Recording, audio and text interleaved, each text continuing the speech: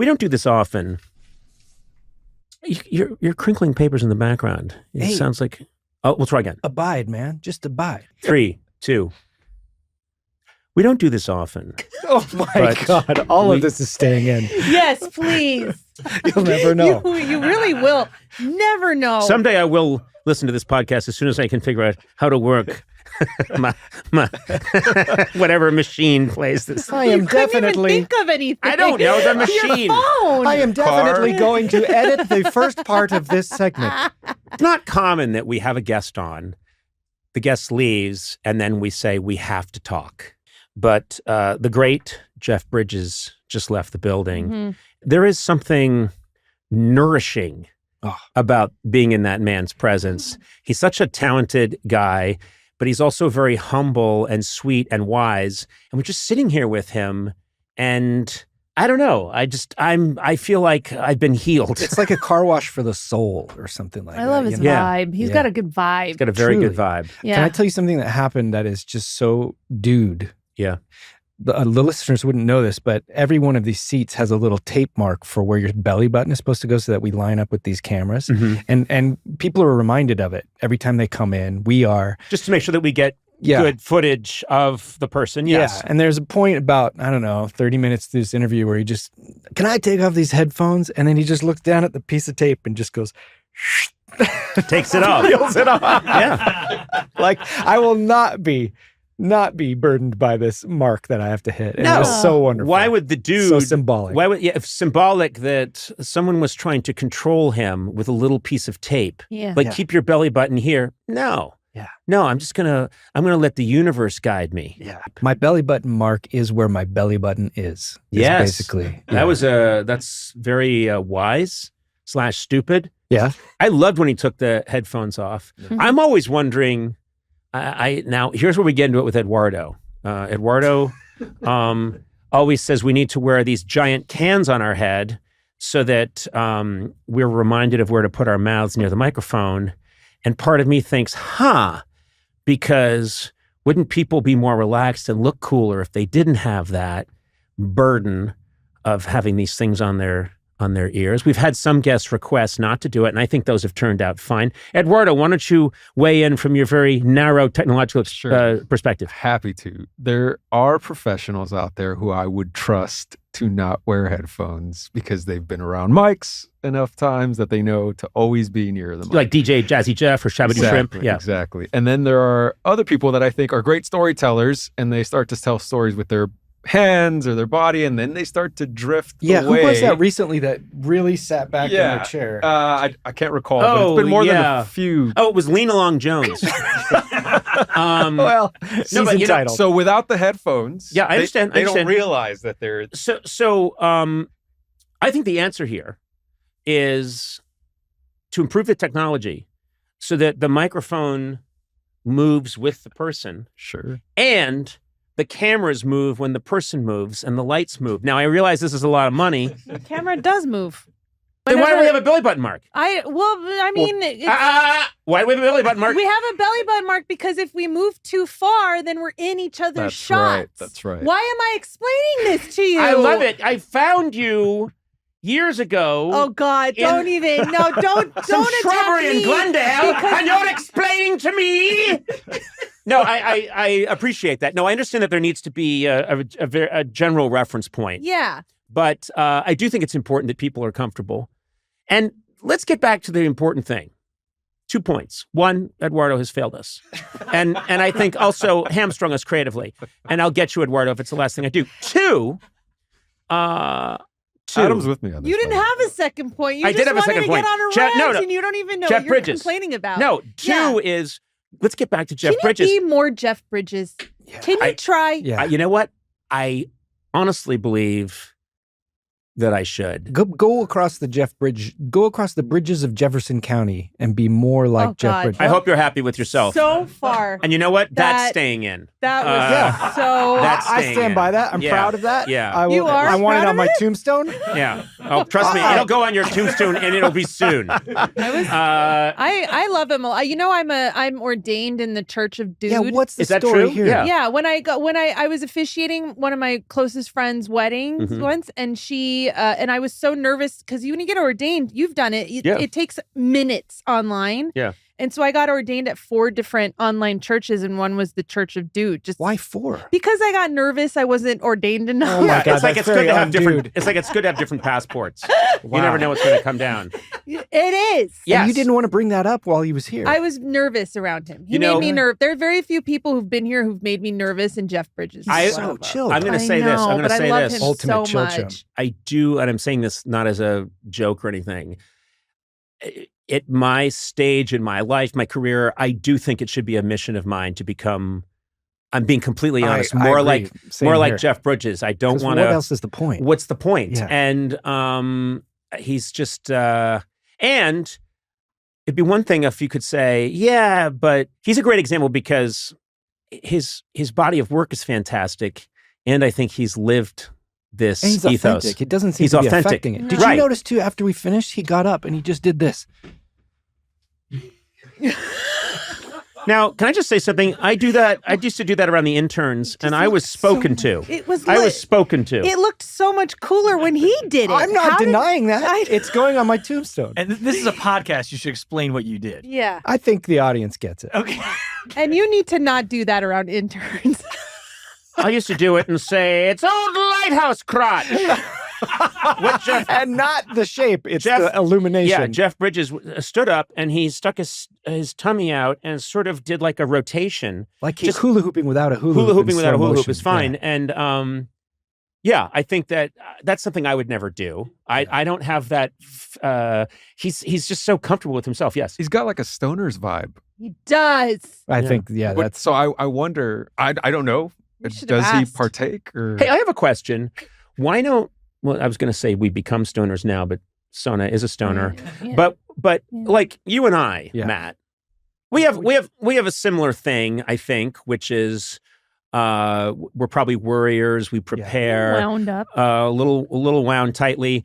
And I was thinking the other day, like at this point, why not just I don't know, just I know, become when a he said stoner? that part about it. just practice, about, what you said really resonated with me when you're talking to that person who is ill and that how you lose it because the cable goes wrong. What else is the point? Well, you know what it is? I think we drift. There's constant drift. You're never in a fixed place. So I saw this in New York on 9/11. After 9/11, 9/12, 9/13, I mean, everywhere you went, people were asking each other, how are you? You'd go to a restaurant. The waitress would come over. The waitress would sit with us. We'd talk. How are you? Where do you live? How are you getting to work? Is everyone you know okay? It was just incredible. And then I remembered thinking, I think it lasted like 3.5 weeks. Mhm. And then Yeah, people incredible. went back to being, we're New Yorkers. And this is not about New York. It's the same. It would be the same thing in Boston. It would be the same thing in Los Angeles, San Francisco. We're human beings. So hit us over the head really hard with a 2x4. And we have this incredible wisdom and generosity of spirit. And then wait 20 minutes. And it's like, hey, I said I want chiclets. That's a kind of gum. Get me my chiclets. Yeah. Are Are chiclets gum? Wow. I had no idea. Did you know about chiclets? I don't know if something I'm saying is. Can you just be more like Jeff Bridges, please? Okay, he would not do Yeah, what you try it. just did. Try it. You were like, this moment in history, and then you immediately do something very un-JB. Yeah. And it's not, you have a long way to go. Go You know over what? a Jeff Bridge You too have a- far. You have to stop I'm going to making need 3 bridge tombstones. jokes. How many tombstones can one man Oh, have? my Man, God. you cannot have too many too quickly. I'll put you that. No, you know what? You two have a lot of work to do. I'm cool. You know what I I would feel say? like I'm there, man. You are, you are. Yeah, kinda. he wouldn't have thrown out, even if he did say chiclets, he'd just say it. Yeah. And then if you picked up on it, you picked up on it. But I'm like, well, do you know what that is? Is that still a gum? I don't want to look like I'm too out of touch. I should have just said it. But Sona, also, you are the most Jeff Bridges of us all. But if you were at true peak Jeff Bridges, you wouldn't have had a problem with that You're joke right. I made. He would have been like, all right, man. He wouldn't have laughed, Yeah, he But- wouldn't have laughed. but he would have No, I appreciated don't think anyone the would No, I have don't laughed. think No. because I think he's I heard don't a even lot think of it's bridge funny. jokes. I think a probably in hyena his life. would have not. A hyena that was laughing there would have been a cessation of laughter. Start crying. If there was a hyena here going, Bridges too far, He would have just turned into a coyote. Stone cold silence. Well, and then it's the time to minute I wrap. come back in the room, I don't like the tone of this. It's time to wrap. All right. Well, anyway, Jeff Bridges, you are a very special, cool spirit, and we're indebted to you. And let's all try to be more dudular as we move forward on this podcast. True. I heard some disturbing news today, and I'd like to investigate. Let me explain. I'll do a little background first. Mr. Gourley, Matt Gourley, as you may know him, or just Matt, here on the podcast, obviously he does a terrific job here at the show and constantly crafting the program and making it sound perfect. I think we've covered it. Yep, we're done. Oh, no. There's more to cover. Matt is also a bit of a slut when it comes to podcasts. That's true. He's always out there. I mean, I would think being on Conan O'Brien Needs a Friend would be enough. I mean, this is a big deal. But no, he is always off working on hundreds and hundreds of other podcasts. I'm the Wilt Chamberlain of podcasters. Yes, you are. Yes, you are. You cannot be sated. You keep going, and you're always out to conquer another podcast that you meet in a club late at night, and then bring back to your creepy 1970s house with extra high doorways. But anyway, enough. I wish I could refute you on it. Yes. But recently, Matt was telling us all in the studio, because we hang around sometimes. We're friends off mic, and just pretend. The advertisers like it. So They do? Oh, yeah. They want friendship in order to advertise? they just like it. They want people to buy into this as a real family, like the royal family. But we all know deep down what's happening behind the scenes. Anyway, so Matt was telling us he had a new idea for a podcast called Mall Walkin', where he walks around a mall and maybe he has a special guest with him and just walks around a mall and sees what happened. So I think, well, interesting idea. And again, confused that he needs, I mean, the man has a child and a wife, and he's working with Conan O'Brien. Why does he need this? But that's his choice, not mine. And then yesterday I was working with Sona. You were helping me out with something. Yeah. And we were working on a project together. And you just happened to mention that you were a guest on Mall Walkin'. Yeah, I was. With Matt Gourley, and that things went a little off the rails. Yeah. And now I turn it over to you two. Well, I mean, First of all, I asked to be on Mall Walkin'. And I was happy to have you. We do this show with my friend Mark McConville, and we went to the mall, which is called The Shops at Santa Anita. Right. Mm-hmm. And we did what we always do. We walk in with 3 handheld mics, although we only had 2 wireless receivers, so I was tethered to Mark with a 20-foot cable. Well, wait a minute. But not the whole time. No, because we had a malfunction.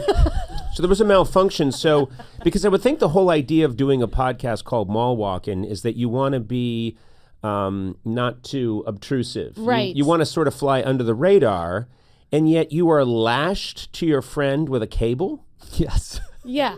because of what was the malfunction? The wireless receiver on one of the mics wasn't working. Right. Okay. So yeah. And they had it could not have been a longer cable. I just want to make sure there's no way you can't notice this extremely long cable. Right. And they're standing right next to each other. So it's dragging on the Wait, floor. you didn't coil it up? Why didn't you coil it Well, up? we did, but we gotta spread out at times where he's going to the lids store and I want to check out Hot Topic, But you can't have a long cord between the two of you in a busy mall. We did. Okay. We clotheslined some people. All right. So Sona, you're part of this. I am. And tell us what's happening. So we started off, I had clothes to return at Old Navy. Which we did on mic. we You return clothes on mic. We returned How am I not listening to this podcast? This is fantastic. And we just walk the entire second floor, store to store. We're talking about what we see, and then we're talking about the candy dispensers. I mean, it's really riveting stuff. Yeah. Uh-huh. And then we get to the end of the second floor, and someone stopped us, the security guard. Yeah. stopped We haven't been us. to the first floor yet. So You we're haven't- halfway through. Yes. Right, so you're halfway through this show. You've returned some clothes. Yes. And you've looked in lids and Got a C's candy chocolate thing. Oh, that's right. Okay. Yeah. That's- I made Matt can't pay forget for. that. Can't forget that. Well, I expensed it to the mall walking. Yeah. Yeah. Which has an offshore account in the Bahamas. I know that this is all ways for you to launder cash. It is a front. So you're doing all that, and then you get to the end of the second floor of the mall, and you're approached by a security guard. And why don't you take it here, man? Well, he was the sweetest man. Yes. And he seemed also kind of reluctant. Yeah. And then Sona kind of took over in as she does. Yeah, and thank God, because she was brilliant and she was really kind, but also very matter of fact, basically said, what would your supervisor say to this? Let's speak to them. So out comes his boss, who then recognized Sona. Yeah. Oh. Yeah. Yeah, he's like, you look familiar, and then usually it's because they watch you. Mm-hmm. So I was like, oh, I work for Conan O'Brien, and he goes, yeah, I'm Team Coco for life. And so we were like, I love this guy. yeah, but then we were like, so can we record? And he's like, no, Yeah. no, So absolutely not. Wow. Yeah, Then- it So had, you know what I love? It didn't help He's us. Team Coco for life. I love Team Coco. I love Conan. Can you help us out a little bit? No, I cannot. yeah. Which Then we asked to go above his head, and they walked us back to the management office. Yes. Okay. and by the way, your cable is still unspooling this whole time. 900 feet of cable. And by the way, old women on walkers are tumbling left and right. You just keep hearing in the background, oh my Lord! Clunk, shatter. Yeah, we went to the office of the mall, which was pretty cool. Okay, so you went into this is, if you're going to check out anything at the mall, I think the administrative office would be the place. This podcast opens doors. Yeah. So you're in there, and are you still recording? Yes, and then technically they asked us to stop, but Right. we kept recording. Well, the old Yes. trick is to say we've stopped, Yeah. but not stop. right. And Yes. we did do that. And we spoke to two very nice women, and they said, we can't let you record today, but here's our business card. You can email and get permission. Okay. Which I did. Mm-hmm. Never heard from him. Oh. Pinged him back, heard from a new lady. She said, can you please describe the podcast? I did. Never heard from her again. Got Yeah, ghosted. So what we need you to do, Yes. and I'm glad you brought this up, Yeah. Yeah. is call out Shops at Santa Anita and say, let free Sona and Matt and Mark, you know? Yeah. Okay. You know what I'm going to do? I'm going to quote a really good guy. He's a security guard at Shops at Santa Anita and say, I can't help you out. Come on! Come on! The three of us want to go back for part two. I'm channeling the guy's Team Coco, and I got to go with Team Coco. I can't help you out. Yeah. Conan, imagine if you had The Godfather without The Godfather Part 2. We have not even been on the first floor of this mall. It's exactly the same. You're right. Yeah, Well, it's first of all, exactly the same. Godfather alone, I think people would still regard as one of the greatest movies of all time. As they would this episode of the podcast. Yes. But if you say without the Godfather Part 2, you don't have the Godfather. No, you still have the Godfather, and everyone's very happy. So that analogy doesn't hold. Well, they end each episode sitting on the massage chairs, and we didn't even get to do Yeah. that. So I think that alone That's right. requires us to go back there. It's Okay. a loose tooth. I really need to check out the food court too. Yes. That's important. You Okay. can't go to a mall without looking at the food court. Right. Okay. I love you guys. I work with you all the time. We're a team. So yes, I will help you. This is Conan O'Brien, and this message goes out to Shops at Santa Anita. Thank you.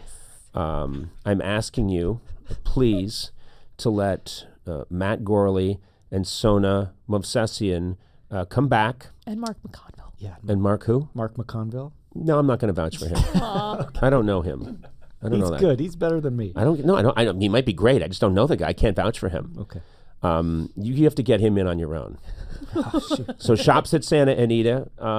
I wanted you to please allow Matt Gourley, Sona Movsesian, Mark McGovaba, to come and record an episode of Mall Walking. It's Mall walk-in. Mall Walking. You don't I'm say sorry. the you don't say the G at the end. Of course It's got you- an apostrophe. Thank you, Sona. Okay, thank you, Sona. That's a wonderful part of my pitch. And we'll make all the difference in this plea. And I just ask that you consider this. This is great promotion for Shops at Santa Anita. Shops at Santa Anita. And third part of the Mark McGovern. They're going to do a great job with McGovern. Sona. Can I get you saying a few different other malls so we could just plug that in and use Yes. that for Okay, go ahead. South Coast Plaza, Hey, South Coast Plaza, do me a favor. Americana at Brand, Hey, Americana at Brand, Conan O'Brien here, and I need your help. Sherman Oaks Galleria, Hey, Sherman Oaks Galleria. I know I was banned in 1988, but please hear me out and listen to this important message. and finally the Citadel Outlet Mall. Hey, Citadel Outlet Mall. Conan O'Brien here, and I've got a special request that may turn out nicely for all of us. Yeah. You know what I'll say? You should make it very clear to these people that this is advertising. That's You're what I I'm know. saying. Yeah. Did you mention that? No, but I didn't. If I had time to mentally prepare, I would have kicked in. But like, you know, who's going to the mall anymore, right? We're doing them a favor. Well, okay. Well, first of all, don't say who's going to the mall anymore. That's not going to get you back into the shops at Santa Anita. I'm saying, dear Santa Anita, like people will listen to this podcast and flock to the mall. It's true. I wrote that in the email. Maybe that's why I haven't heard back, because then they knew they couldn't take me seriously. But Well, listen, I They'll do follow hope in our I do footsteps. hope you get back in there. And Do you really? I do. Do you Actually, care? Yeah. Okay, that's good. I don't care a lot. Okay. I barely care. Oh. But I do care. No, I'm thinking about it, and I'm registering. You know when the sun gets really low on the horizon at the end of the day, and there's still just a little bit of glow? Yeah. That's how much caring I have. That's a little bit. That's fine. It's Yeah. still there. I'll take it. It I'll registers. take it. Yeah. And we'll see. And if this doesn't work, maybe I got to show up at the mall with you guys. Oh. You know? And then I can just say one thing, bring a mop. Because when people see Conan O'Brien in a mall, there's going to be shit on the floor. oh, Yeah. You're proud of that? and Oh. this is a selling point for Yeah, I Santa know. Anita. You want them to shit all over the mall? I'm not telling you what I want. I'm telling you what happens when I get recognized on the street. Okay. I have been responsible for more public defecation than anybody in the history of the medium. Well, whole I pitch went has to gone a wrong. restaurant with you in Santa Anita, and it's notorious for having a long wait, and they saw you and still made us wait 45 minutes for a table. You know why? Why? They were busy shitting. Well, good luck, you guys. Thank you, boss. Thank you. Again, things are a little different today. Matt Gourley not with us. Mm-hmm. I think he's doing something very important. Really? No, he's probably just buying new colored rocks for his aquarium. But we are sitting here with David Hopping, who helps out on the show, and you fill in very nicely on the program from time to time. Oh, thank you. Yeah. And what's on your mind, David? No, we were just talking before this. Did we ever tell you about the time that Sona and I just abandoned you and Jeff to go to every single Friends filming location? Yeah. Wait, I don't know what you're talking about. Whenever we First were... of all, you guys are supposed to take care of myself and Jeff Ross, our Yes. executive Yeah. producer. Yeah. And you said that you both, because you're each the backup for the other. Yeah. Mhm. You're Yeah. the pilot and the co-pilot. Yes. When both of you leave the cockpit, that breaks every FAA rule in the book. Yeah. Mhm. So what happened? Where did you go? We just left and we were at Warner Brothers where they filmed Friends. Mm-hmm. Well, I mean, it's important to have the context that week Yeah. you made me watch 56 hours of Friends. This really is your fault. So this is technically Right. It was your part fault. of it. It was a part of a challenge. It Yeah. came up on the show, and we had a challenge to see if you could watch as many episodes of Friends as possible in 1 week, because kind of also to prove the point that you didn't do a lot of actual work. Okay, well, you know, You were watching those shows anyway. I was doing So it that for, was the for bit. The show. That was Yeah. the bit. You were doing it for the show. Okay, so you watch all these episodes of Friends, and then what happens? So we tape Monday through Thursday. I Yep. watched Friends that whole week, and then on Mhm. Friday, you know, David used to be a tour guide on the Warner Brothers lot, and Yeah. that's where Friends was shot. yeah. Mhm. So we were like, let's go to all the locations that Friends shot Mhm. on the Warner Brothers lot. So you went to where the fountain was? Yeah, we went to that was at the ranch, like a mile or two away. And, Yeah, so we left you two. And then we took a full tour of the ranch while we were there. Wait, so you left your job, and I remember this. We didn't tell either of you either. we didn't tell. Was I doing a show that day? There was no show. No, it was Friday. Yeah. It was not even a day. We're so relaxed on Yeah. Fridays. No. You're getting a paycheck. You should be on hand to take care of me. I probably needed some valuable medical help that day. Well, that's normal every day, though. David, let's not get it out there that I have a series of fits and convulsions pretty much hourly. Mm-hmm. No one needs to know that. What? So you went off. Did you feel any guilt? Be honest. No, we had a great time. We had so much fun. Yeah, we took Sona's car over to the fountains. The new car or the old crappy one? I think you had just gotten the new one. I got it was my Kia. It was Kia Zadora. Yeah. We took her Kia Zadora. to the ranch. So even if you guys needed us right away, we weren't close to you. So we had left, and we had left for like hours. Did you have your pager on you? The pager. Pager. I've always been obsessed with I always wish the pager would come back. Why? Because I don't like, people can easily, ignore their phone. Mm-hmm. But I think both of you should have to have a 1978 Motorola pager No. strapped to your hip. I feel like I would just get mad at it. And I would use it all the time. I don't like it. Yeah. I feel like you would use it for nothing serious, and then we would just never return your calls because we want to expect it to be real. You have to return my calls. So anyway, that's quite a revelation. You left for a day to go look at places where they shot Friends episodes. Well, and then we filmed it, and Yeah. then we spent even more time editing the footage that we got into like a little post that we put on Instagram. Mhm. Then we put it up on Instagram, and then Instagram was like, you can't use the Friends theme. Immediately. So then we had to record the Friends theme, and then we edited that on top of the footage that we You shot. did this all in a day when you were supposedly working.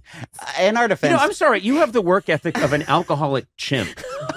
If you gave a circus monkey alcohol and then monitored his work progress throughout the day as he stumbled and bumbled it's unbelievable. Me, but you're the one who made me watch so many hours of Friends that week. So, Right. you're like enabling me. If I'm an alcoholic chimp, you're the chimp guy who's giving me He's alcohol. not the chimp guy. He's the chimp trainer. Okay, you're the chimp trainer, and you're just like, have some more alcohol, chimp. And then you're the problem. You're the problem. Oh, It's not nothing. me. Nothing you did is what you're saying. Nothing that David or I I also did. think it's important to note that you didn't know that this happened, so clearly it was fine. Where were you? That's not. Wait a minute. You can, as I said, I'll stick with this analogy. If the pilot and the co-pilot both leave the cockpit and go and start getting high in the men's room, no one on the plane knows about it, but it's still a crime. What you did endangered everybody. No. Endangered? Did Yeah. it endanger? Yeah. What? You had to answer your phone? Yeah, you had to get your own You had to sandwich. say hello? What if Spielberg called? Ugh. Then you would have looked really cool answering your own phone. You don't need an assistant. You're Conan O'Brien. I mean, I'm a big wheeler dealer. I have some pretty big phone calls come through, don't I, Sona? Not at all. We there have been whole days where we will be sitting and no one will call. I'm so sure. Well, yeah. Never. Really? Never. There was never a time where I thought, oh no, what if we're missing an important phone call? Jesus. It was never, we got to get back to that desk ASAP. It was never, come on. Big name directors never called? No. Who's What- gonna? Do what they even have your phone director? number? What are you talking about? I'm just curious. What about like rap producers or people in the music industry? They might be trying to call me For what? to get my take. I'm a legend. To get it, you don't even know anybody who's doing music right now, Mm-mm. do you? I mean, I know we talked about it and you keep naming the same people over and over, but like, you don't like big pop stars. I feel like you can't. I feel like you don't know. I know a lot Conan of Gray. 'Cause he Name a took song. my name. Name a song that he's saying. I wish I was the real Conan. Okay. That guy, he must burn his ass. that people are always running up to him going, I love you, Conan. And then he turns around, they're like, oh, Conan Gray, not Conan O'Brien. You guys don't even look alike. I love that people get missed. Just because he has the same name, people think that he's me. Nothing so alike. stupid. Conan. Yes. Oh, no. Not the Conan who's tearing up the charts, who's really relevant. And not the gorgeous young All right, take it easy. Conan Gray. If I had work done, Pop I'd look star. great. Anyway, I know exactly what's going on. Conan Gray, Okay. He Sam. froze so quick. Sam Cillian. Sam, what? This is like you trying to name Taylor Swift albums. This All right. is rough. Well, anyway, I do think that I should dock you a day's pay, both for what you did. Okay. Was this, how many years ago was this? It had to have been, what, Like 4 5 years or ago? 5? 4 or 5 years Yeah. ago? I don't remember. That's going to be adjusted too for inflation. I don't think that's going to happen. Do you even know how much we get paid? I'm not sure. I didn't think Do you get did. paid money? I know you get beans, right? You get what we told you was magical beans, and you keep sending them home to Illinois. Yeah, nothing's happened with them Don't yet. you worry, Mama. These are magic Mama? beans. Conan says they're magical beans. Put them with the other beans. Just a big bowl of beans. Yeah. Well, those things accrue over time. No, but you actually pay me money, so thanks. All right. Yeah, Listen, for that. same. this was a huge waste of time. When Gourley gets back, he's going to be stunned by what happened in his absence. But I'm proud of both of you. I know I give you a hard time, but you really are great at what you do.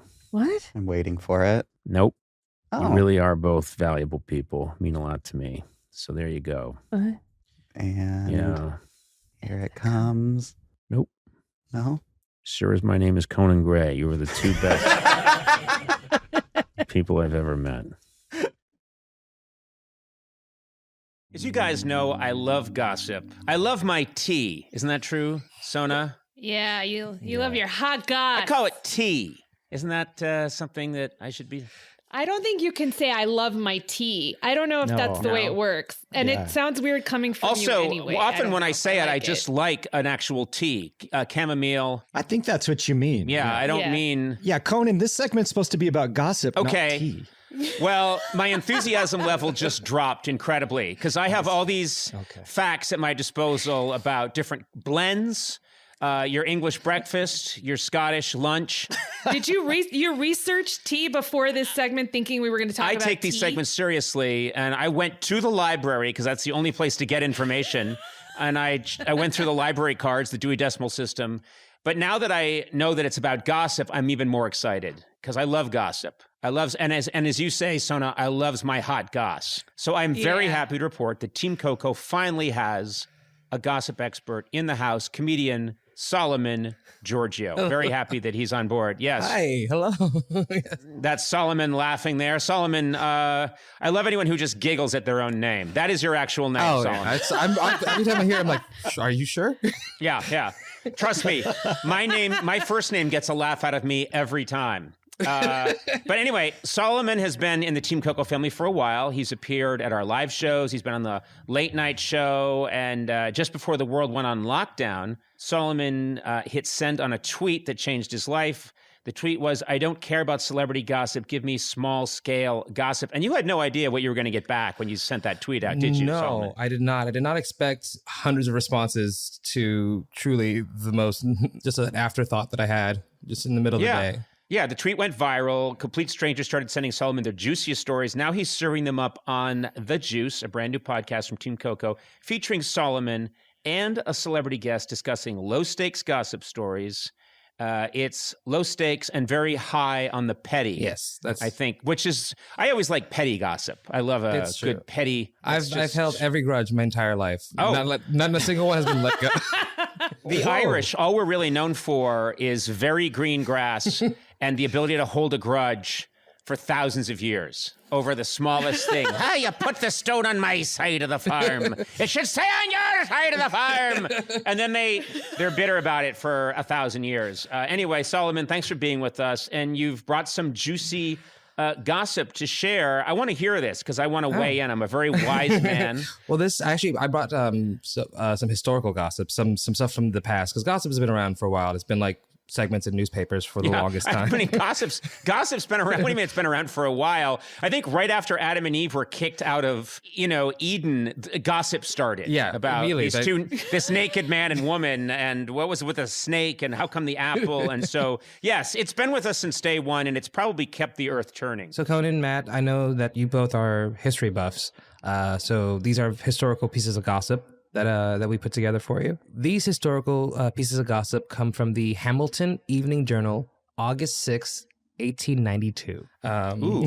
Yeah. Oh, juicy. A woman not 1,000 miles from Richmond was, without doubt, the most flurried female in 7 counties when she discovered, after coming out of church Sunday, that her brand new hat was adorned with a tag, whereupon was inscribed the legend, reduced to $2.75. Oh my God. So how humiliating for her. Yeah. She bought a hat on sale? She bought a hat on sale and was probably humiliated because it made the paper, right? It made the paper, but also like she's leaving church. She's supposed to have the newest hat, I'm assuming, because it's a church function. Yeah, the Sunday finest. And she showed up with a cheap hat and she didn't take the tag off. Also, this just shows you how little was happening in the news that day.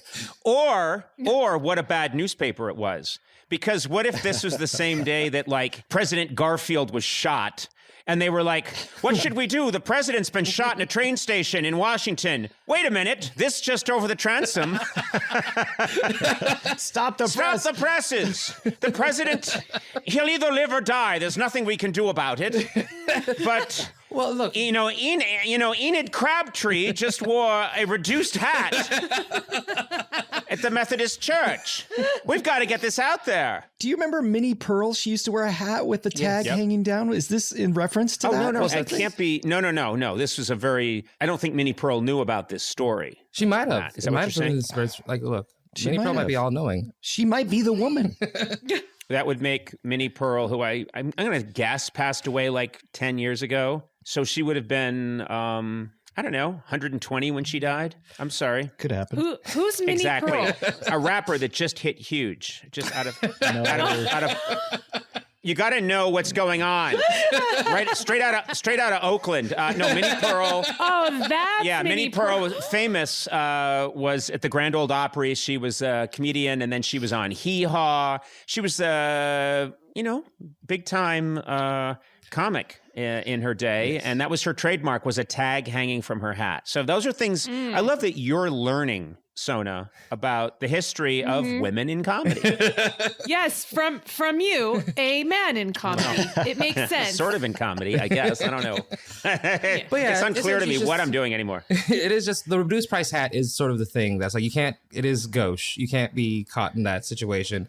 So Minnie Pearl's doing like a nice little tip to something that's happened to too many women, unfortunately. Of course, nowadays, to elicit the same kind of scandal, you'd probably just have to walk naked. Do you know what I mean? Out of a church that you just set on fire to get the same amount of attention. This society has changed so much. I don't think if someone saw a reduced sale tag, also that would look cool. Like, I think, aren't there a lot of celebrities who like to let it out there that I only spent $8 on this, or I only spent, this was only $15, and you're seen as thrifty, which is cool. And there was a fashion to keep the stickers on your ball cap for a long time too. But also, like, it shows like how different our society was. People like talk about cancel culture. Like, she got canceled for wearing a reduced priced hat.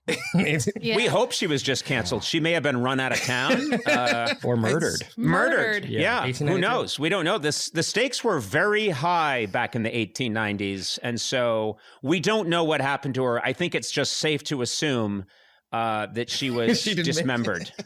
She was dismembered. Maybe she was going to return the hat after church, so she left the tag on. Ooh, that's and worse. A lot of influencers do that now, where they buy expensive clothes, keep the tags on, and then return it after they take photos for their social media. I feel like I think back in the past, all sales were final. I think that's usually. Okay. Also, she was also responsible for the first selfie. As she came out of the church, she waited while a guy with a camera set up the tripod, put the flash powder on the pan, put his head underneath that big sheet, and then set the daguerreotype levels to the correct settings. And she had to stand still for 40 minutes for her selfie. Wait, that's not a selfie. She had to get under that curtain. She got under the curtain. She She got everything just right. Then she lit the flash powder and jumped back into frame. And it was the first recorded selfie, August 6th, 1892. Look it up. Solomon, what else you got? The city of Humboldt in Kansas has a young women's military band that goes around playing for picnics and celebrations. It may be all right for a woman to play on a brass horn, but it makes the lips hard just the same. What? Oh. What year are we talking about here? This is 1892, same. This is also happening in 1892. Yes. Women were just going insane at this time. I know. So, like, she'd walk around town and everybody'd be like, "Oh, there's hard-lipped Sheila over there. Don't go near her." It was actually a whole women's band, a military band on top of that. So they were in the military. So wait a minute. Wow. I'm confused. It does make the lips hard was considered a bad thing. Yeah, that's the part that I'm like. I feel like, is it just because they're all women and they shouldn't be getting their lips hard, and that's against the rules? I think so.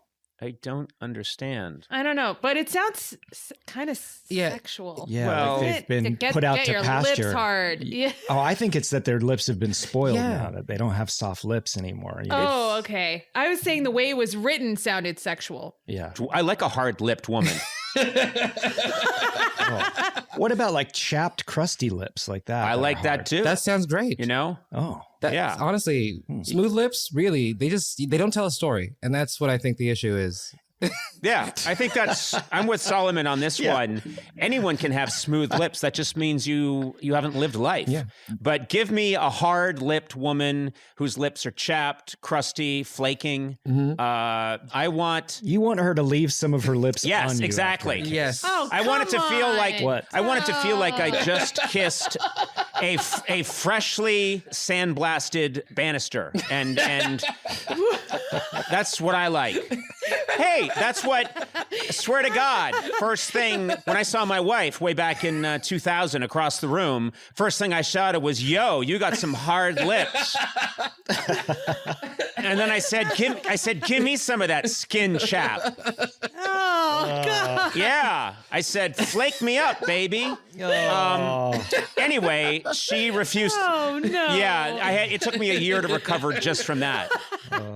She got a restraining order, but then about a year later, she had forgotten that I said that. I said that was someone else, and she believed it. So we got past it. I'll ask her. This is good gossip. I like this. I like historical gossip. This is good. I like I call it the goo. Give me the goo. Don't I always say that, Sona? The goo. Mm-hmm. Yeah. You do. I say, what's the goo? What's the goo? And to me, that just means the gooey, sweet gossip. The goo. That's what I like. I like that. Nom, nom, nom, nom, nom, nom, nom. My favorite memory is I used to work at the JCPenney, the suit department, and I would just go hang out with women in the perfume department. And they would smoke menthols, and then we'd watch Passions, and the entire time we would just swap stories of gossip. So that's always going to be. That sounds amazing. Passions. You watched was incredible. Passions? I watched it too. Yeah. Oh my God, that was the best soap. It was a fever dream of a was. soap opera. I was just going to say it was a fever dream. I didn't It was see this insane. soap I thought opera. I What was made it high. so great? It had witches. It had a living doll.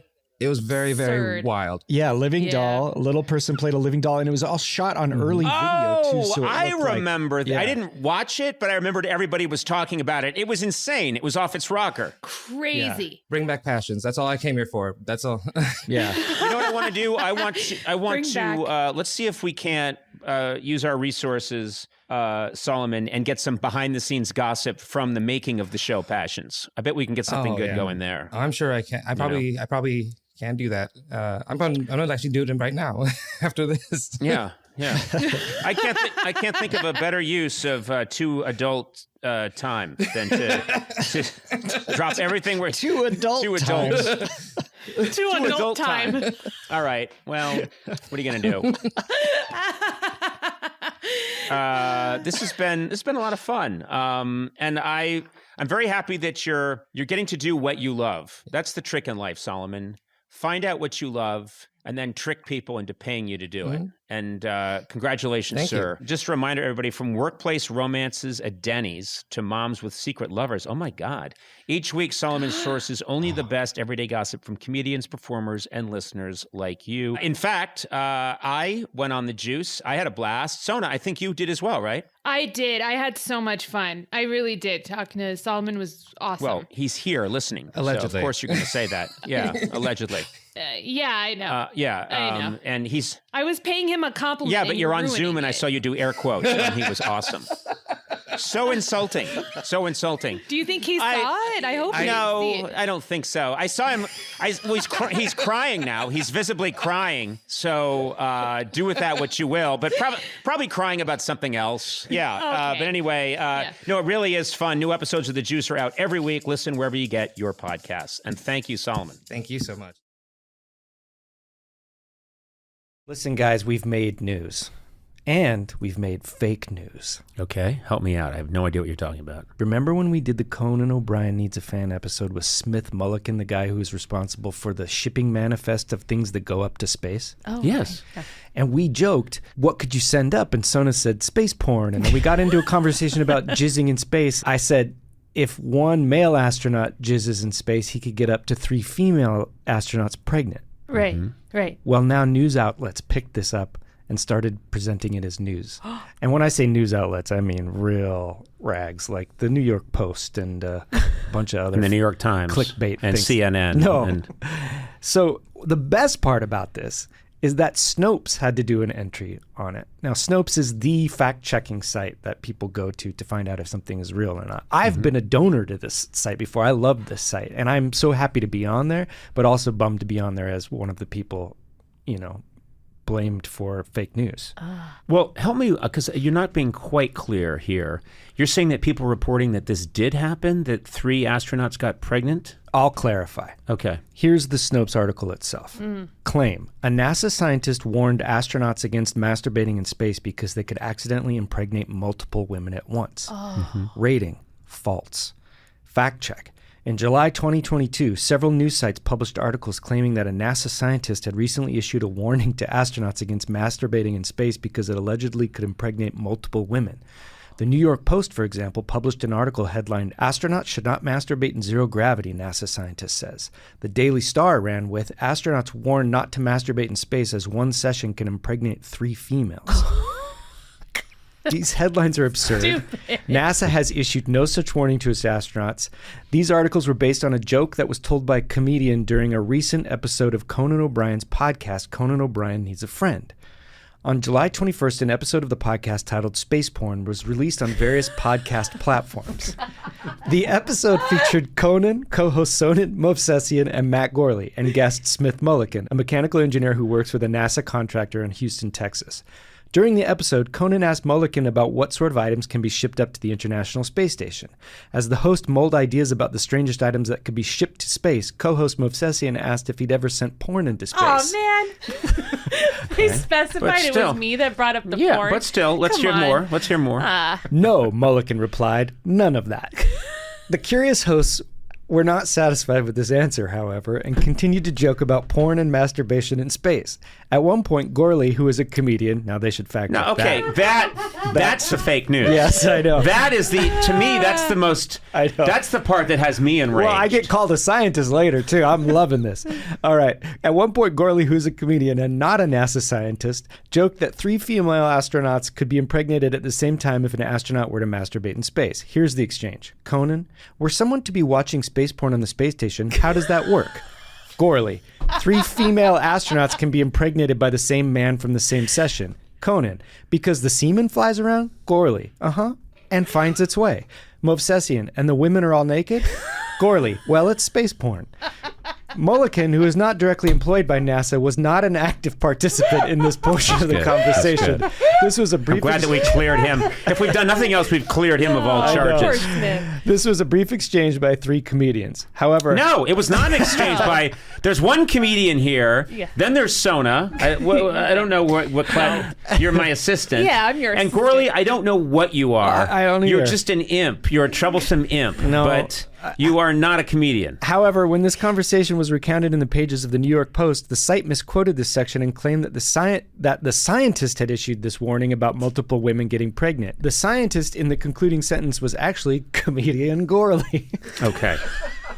Listen, you've got to stop. Is there more to read? Just to sum up, Okay. that NASA has not issued this guideline, and there is even, I believe, some proof or some evidence that the Russians wanted astronauts to try that in space, but there might be some logistical problems to having sex with someone in space because of lack of gravity has an impact on blood flow. So that's just the fact of it all. Okay. Well, that's all neither here nor there. I think we should attack what's happened in the media. There are many instances of fake news in the media. I don't think this is that egregious because I think we brought up a legitimate point, and I think that astronauts should be warned. We don't know. Science doesn't know what's going to happen if space porn somehow invades the International Space Station. Well, now isn't this reason for them to find out? Like now we need to know. Well, I'm Someone pretty needs to sure the jizz. Russians have figured it out already. We just Someone need them to needs share. jizz. Yeah. No, okay. let's- Someone needs to jizz. In, But can I say in the something? International This Space is Station. We need to. what's clear to me is that we were talking about an interesting subject in an erudite way. Then you mentioned you take it to porn. This isn't just Hold it. my fault. Sona, you brought it to porn, and then the imp over here I'm a comedian. starts. Excuse me. No, you are Comedian. neither a comedian And a or a scientist. scientist. You bring it to semen. And it's all the low arts. It's the low-hanging fruit. You're No. also quoted in Yes. that Snopes article as carrying this conversation forward. Snopes is the So it's final not word. just the two of us. All I'm doing in that conversation is trying to get some clarity, but I did not introduce those topics. I was trying to keep it more towards what are the fun, innocent things that could be brought to the space station or put into space.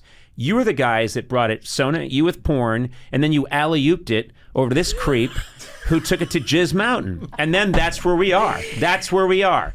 Did you just say Jizz Mountain? Yeah. You are No, not. but what Can I'm people get pregnant on Jizz Mountain? You can, but the man has to be at the top, and the women have to be at a slight grade below them, so it could run down. Okay.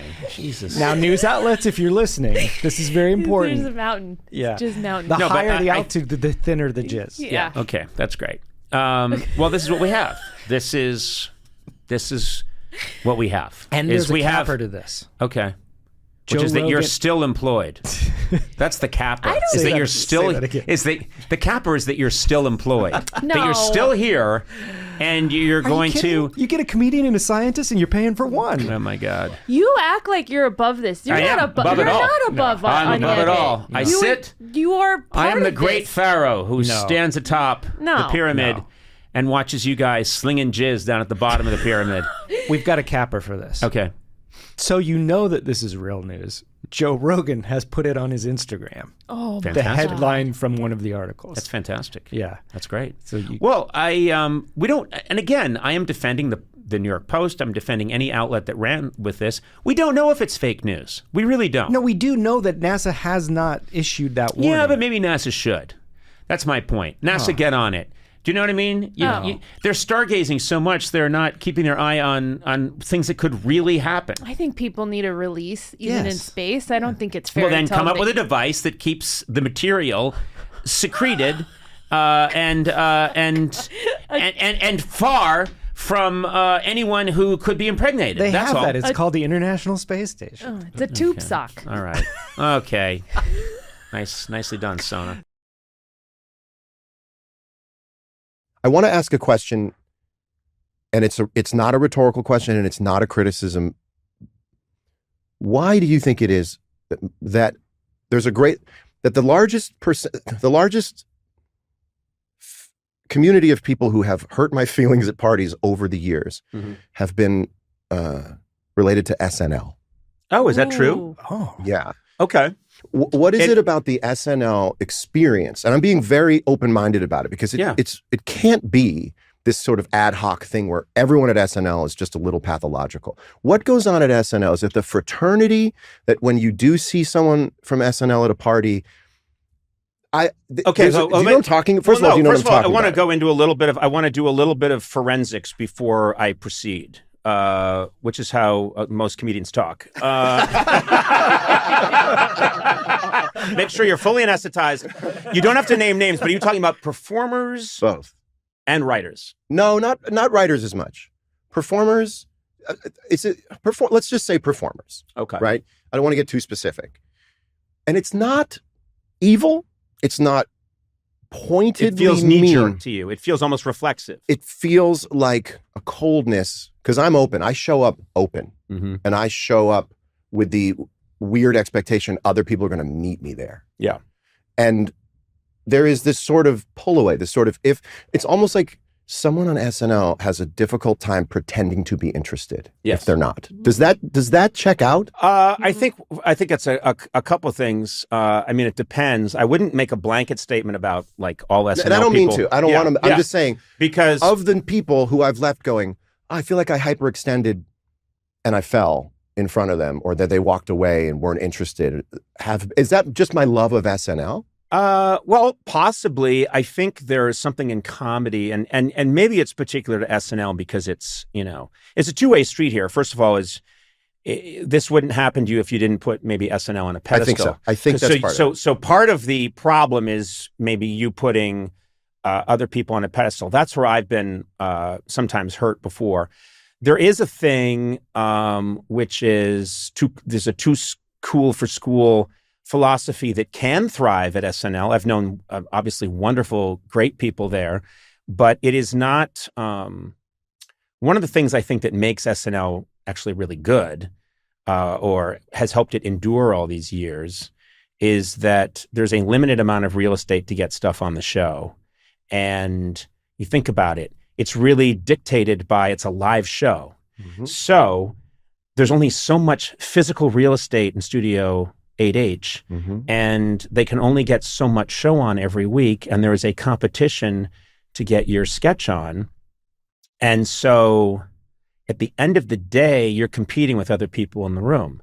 Now, that's just the way the show is set up, and I saw a lot of lovely collaboration when I was there, and you can also see a very competitive, someone giving you putting their shoulder into yours like it's hockey. And you think, Jesus, what's this? SNL is a very specific environment. And I think it's possible that there's a kind of maybe toughness there that it can breed. Does that make sense to you? Yes. I wondered if it was because they're so deep in the trenches together that if you're not someone they recognize from the trenches, you can kind of feel it. If, like to your point, if they weren't huddled together in 8H, having this experience that is so bonding with the people who are either writing for the show weekly or like friend of show, or I represent something kind of anti-comedy because I'm the tall musician guy or something. I can't quite figure it out, but I hope this is more interesting than it feels like an indictment or me talking shit No, it's about not an it. indictment of I'm SNL. curious. It's like this is an experience that you've had where you've felt like you've encountered comedians, and that's a tough place. Yeah. That's not always the most comfortable terrarium, and anyone who worked at SNL would tell you that.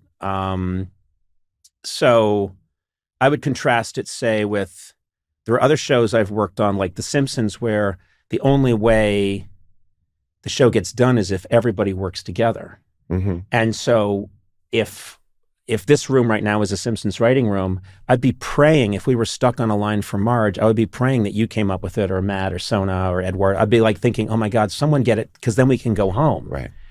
And that wasn't always the way at SNL, because SNL felt more like I joined the Marines. And it was really scary, and I got yelled at, and I had to do push-ups. This would check out. And then, but I say that with a huge caveat because I've talked about SNL before, and I think sometimes it's been misrepresented. I loved that job, and that job changed my life, and I learned a shit ton there, and I wouldn't change a thing. So at the same time, it's both. Yeah, it's both. And mark the out point where we would edit this, because sometimes my curiosity. You're making my job easier. Thank you. Yeah. Sometimes my curiosity sounds like this very kind of shrouded criticism of something, but it's really me going, else? what is but it? can I say something else that is... I'm on Conan's podcast, and he asked me if he could say something else. Permission granted, Conan. I'm sorry. I just remembered you playing Buckets of Rain, and my penis went up inside my lungs. Come on. Which is quite a void, by the way. Oh, God. No, you had a penile embolism. Yeah, I did. My doctor's like, what's this doing in here? And my penis is like, there's so much oxygen. This is fantastic. Oh, my God. But, okay, I'm going to tell you, I have had the exact same, and I'm not a big believer in naming names, but there are certain comedians who are my generation, or maybe a little older than me, just a little bit older, but certain comedians that come from stand-up specifically who I've met over the years, and they have left me feeling that way. Yeah, not broken, not destroyed, but okay. You know when you have an interaction with somebody and you leave and you just have, your body knows before your mind does. So I leave the interaction and I feel like sometimes you bump into, and this is just not talking about famous people talking to famous people, blah, blah, blah. This is about talking to other human beings. Sometimes you bump into someone and you leave and you feel like you've been nourished. Mm-hmm. You just have this nice, really nice feeling, and you just feel lifted. And I'm mentioning a name right now because I just randomly ran into him the other day, but I saw, it was in a restaurant and I'm walking out and Tom Hanks is there. And anytime I bump into that guy, I leave with this tingly, he does something He's Santa Claus. that makes me feel like, that old way of like, he gave me a candy cane. Yes. Which I found creepy, by the way. He tried to lure me to his van. No, but, he was there with Rita, and I just felt, I left and I felt like, it wasn't like oh my God, that was Tom Hanks, because I've, worked with him and done a bunch of things with him over the years and interviewed him.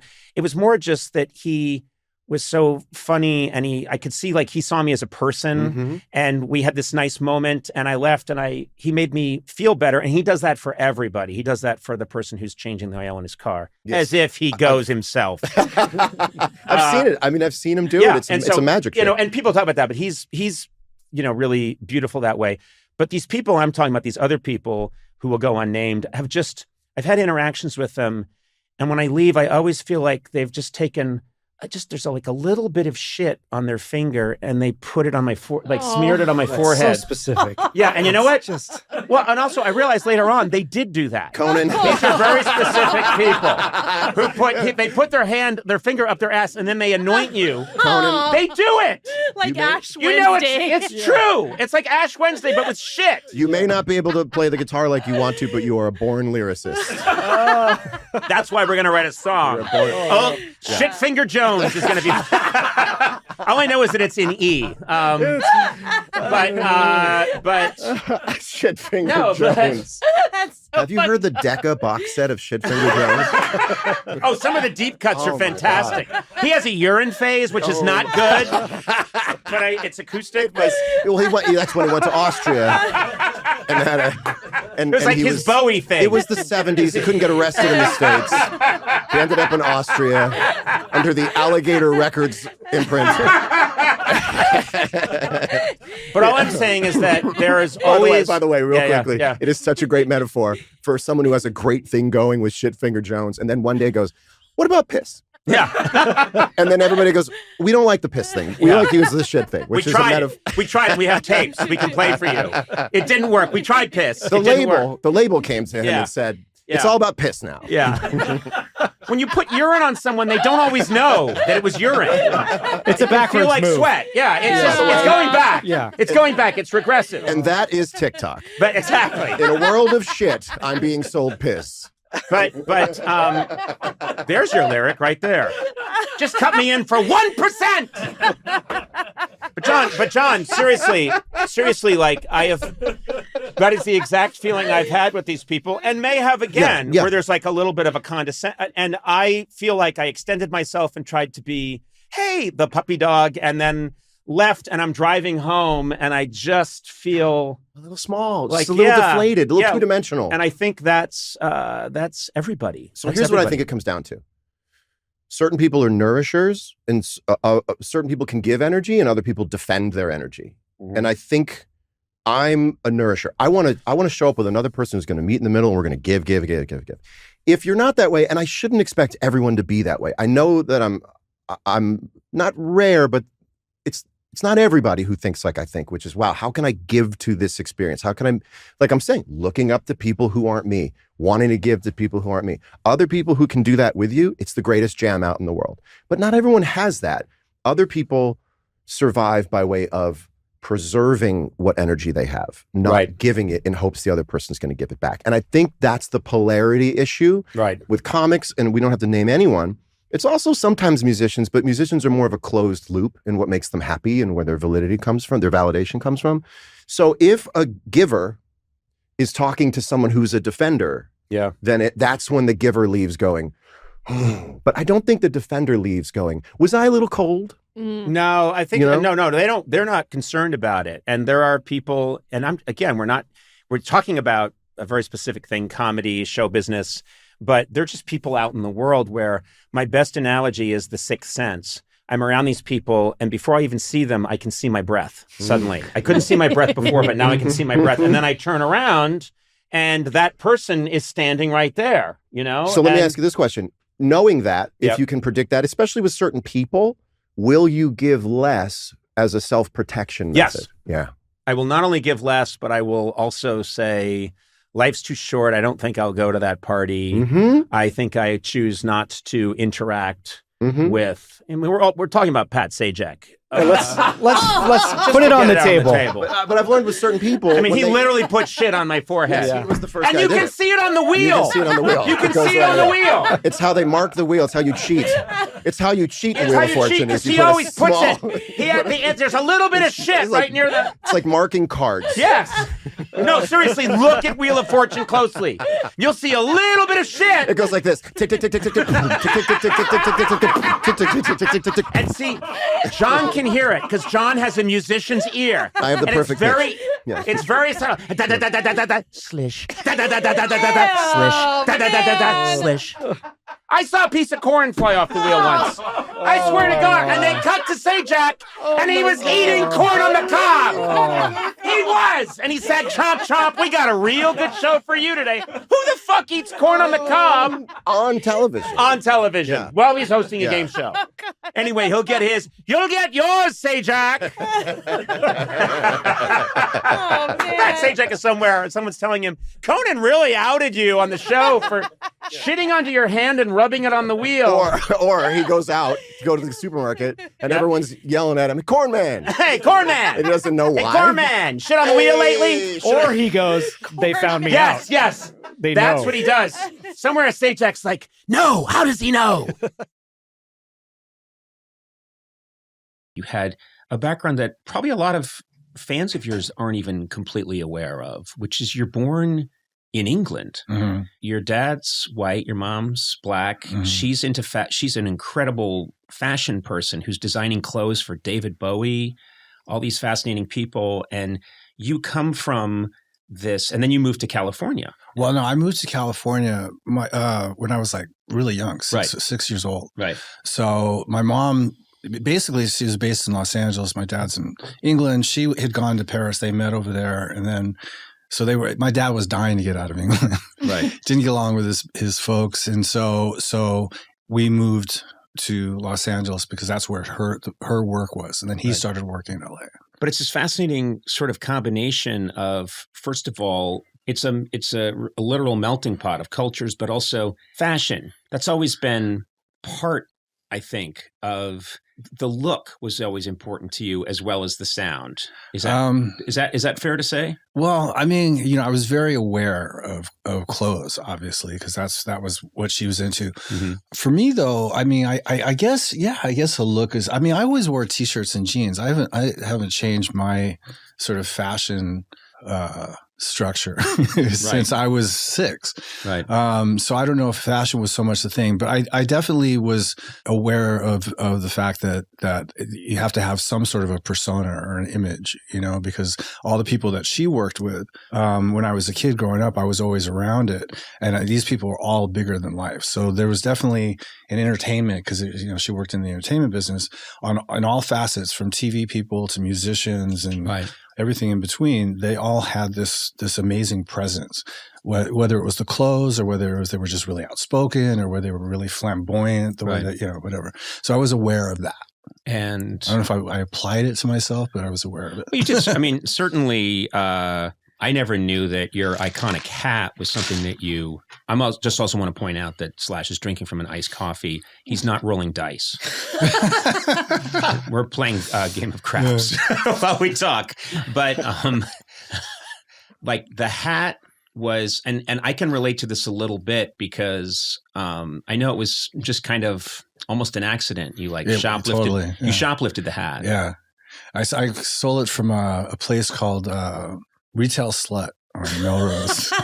Let's give a shout out to Retail Slut. I remember this because it's run by Enid Slut, by the way. There was just her name. 2 stores. There was Leathers and Treasures and Retail Slut next door. And Tammy Downs, the singer from a band called Faster Pussycat, used to work at Retail Slut. So that's how I remember the name of it. And I went in there and I didn't have any money, and I always used to wear some sort of a hat. It was just part of the sort of completed whatever look you had going on. You had to have a lid. And I went in there and I just saw the top hat and it just spoke to me, I guess, and so I was like, okay, so I just, I figured, what the fuck, I just walk out with it and see what happens, and so I did. And then I went next door to Leathers and Treasures and I stole a concho belt, and then went back to the apartment me and Axel were living in at the time. And we had a show at the Whiskey that night. So I took the concho belt and I cut it up and I put it around the hat and I wore it for that night. But it just became a thing where I really identified with it. Like I wore it all the time. Yeah. And it was a way you pull it over your eyes. You could hide behind it if you were really high. It was great for bad hair days. I had no intention of it being this long-term thing. Well, I think nothing starts that way, but you start wearing the hat and then it becomes this thing that you probably, tell me if this has ever happened, and you have to be honest. You walk in, okay? You have to be honest. Okay. You go into a restaurant. They're having a real busy night. It's a nice restaurant. You say, hey, I didn't make a reservation ahead of time, but it's 2. You've got room for us. And they say, I'm sorry, we're very full right now. We can't help you out. And you go, I'll be right back. And you go out to the car, and in the back seat, you open the case and you take out the hat and you put it on and you walk back in and go, I'd like a reservation for 2. And they go, right this way. No, I've never. Has that ever happened? No, that's never happened. Okay. But I tell you that when it does, I'll let you know. It's fascinating to me that the objective was always the Royal Shakespeare Company. Yes. And you were not interested, you had no ambitions in television, you didn't have ambition in film. And then, you're doing quite well, you've achieved your dream. And then at the age of, I believe, 45, 46, this possibility of this Star Trek show, because you bring up Jean-Luc Picard, this comes along, and what I always found fascinating, and you verify in the book, is you approached this as a Shakespearean role. You took it, which I think is brilliant. You said, oh, this is a television show, and this is part of a generation of, there's another Star Trek. I'm going to approach this as if it's Lear or Hamlet. That's the seriousness with which I'm going to take this. And it certainly served you well. It did. But it also made me comfortable because I was familiar with that. However, when I came to review the first season of Next Generation, I wasn't altogether happy with the work I'd done. I thought it was too internal, too restrained, too solitary, too unconnected with the others. So I resolved that from the start of the second season, I would begin to open him up and let him out. And that continued for 7 years. 7 years. And 4 movies, and then 3 seasons of Picard, which only wrapped about 15 months ago. It feels like you started to let yourself have more fun. Is that what it is? One of my favorite moments in the book is telling this, because I haven't told it to many people, that halfway through the first season of Next Generation, and we were a wonderful group of actors. I fell for Jonathan and Brent and Marina and Gates and all of them very sudden, and LeVar and Michael. I mustn't leave anybody out. That's it. That's a whole lot. And Whoopi when she joined us. Yeah. And one day I called a meeting because I had thought, I'm captain of the Enterprise. But because I'd led companies in the theater, I felt this should be my role here. I'm a leader, not just of Starfleet, but of this band of people who are working these endless days, 12, 14, sometimes 16-hour days to get all this done. So I called this meeting and I said, all right, listen, what it seems to me people don't understand is that there are 2 sets of work going on here. There's the work we do and the time off that we get occasionally and, a day, a long weekend. And then there's the rest of the crew and people in the office who are here every single day and working brutal hours. We have got to make their lives easier. And the problem is we are having too much fun. Every Christmas season, it's the same thing. Demands for more podcast episode comes in, and we've got to meet those demands. We got to mail out those podcasts. We got to get them in the mail. Oh, I didn't Well, guess know what? about With that. Stamps.com, all you need is a computer and printer. Then you're ready for that holiday rush. You know what I'm saying? No, I just remember last year when we were stuffing podcasts into envelopes and licking them and putting on the stamps. It was crazy in here. Yeah. No we were more. working Not so with Stamps.com. They even send you a free scale so you have everything you need to get started. Because whenever I go to mail stuff out, I'm like, where's my scale? Well, they got the scale ready there for you. Now, taking care of orders on the go is even easier with the Stamps.com mobile app. If you need a package pickup, you can easily schedule it through your Stamps.com dashboard. And if you sell products online, Stamps.com seamlessly connects with every major marketplace and shopping cart. Get your business ready for the holiday rush. Get started with Stamps.com today. Sign up at Stamps.com/Conan for a special offer that includes a 4-week trial plus free postage and a free digital scale. No long-term commitments or contracts. Just go to Stamps.com/Conan. That was the phrase that has still not left me today. Yeah. I mean, I heard Jonathan Frakes say it to me. Yeah, I'm sorry, we're having too much fun. But you got over it. That was your instinct, and you got over it. Yes, because it was limiting. Yes. Restricting, And the older I get, as I hope in part this conversation has illustrated, I get looser. And I attach things that are inside myself to my outside life. Mm-hmm. So it's not, Well, there's there's an unclenching that can happen. That's the way I feel of it, that I feel about it, which is even though we're star years apart, light years apart in so many ways, there's my early years where I've got a tight grip, and I am just determined, so determined in so many ways. And then I find over time, there's this acceptance of flaws, of acceptance of my flaws, acceptance of how silly this all is. And I started to have a lot more fun. And that's revelatory, because the younger me would say, well, if you're having fun, the work can't be good. And it's bullshit. It's completely untrue. And I was intimidated the first time that you came on the program. I remembered I'd not met you, and I just know you by this man, Royal Shakespeare Company, and so accomplished, and who am I to talk to him? And you were funny and delightful and self-deprecating and silly. And I think that was a real gift. That was a real gift to see that if someone who's accomplished all this can let go a little bit, that's a great gift to give to people. Thank you. You talk about how when you grow up in this situation, you often don't have, people would assume, well, a young Sir Patrick Stewart would have big dreams. You didn't initially. You thought, oh, I guess I'll be a lorry driver, a truck driver. Yep. Because you look at your world and you think this is what's possible. Yep.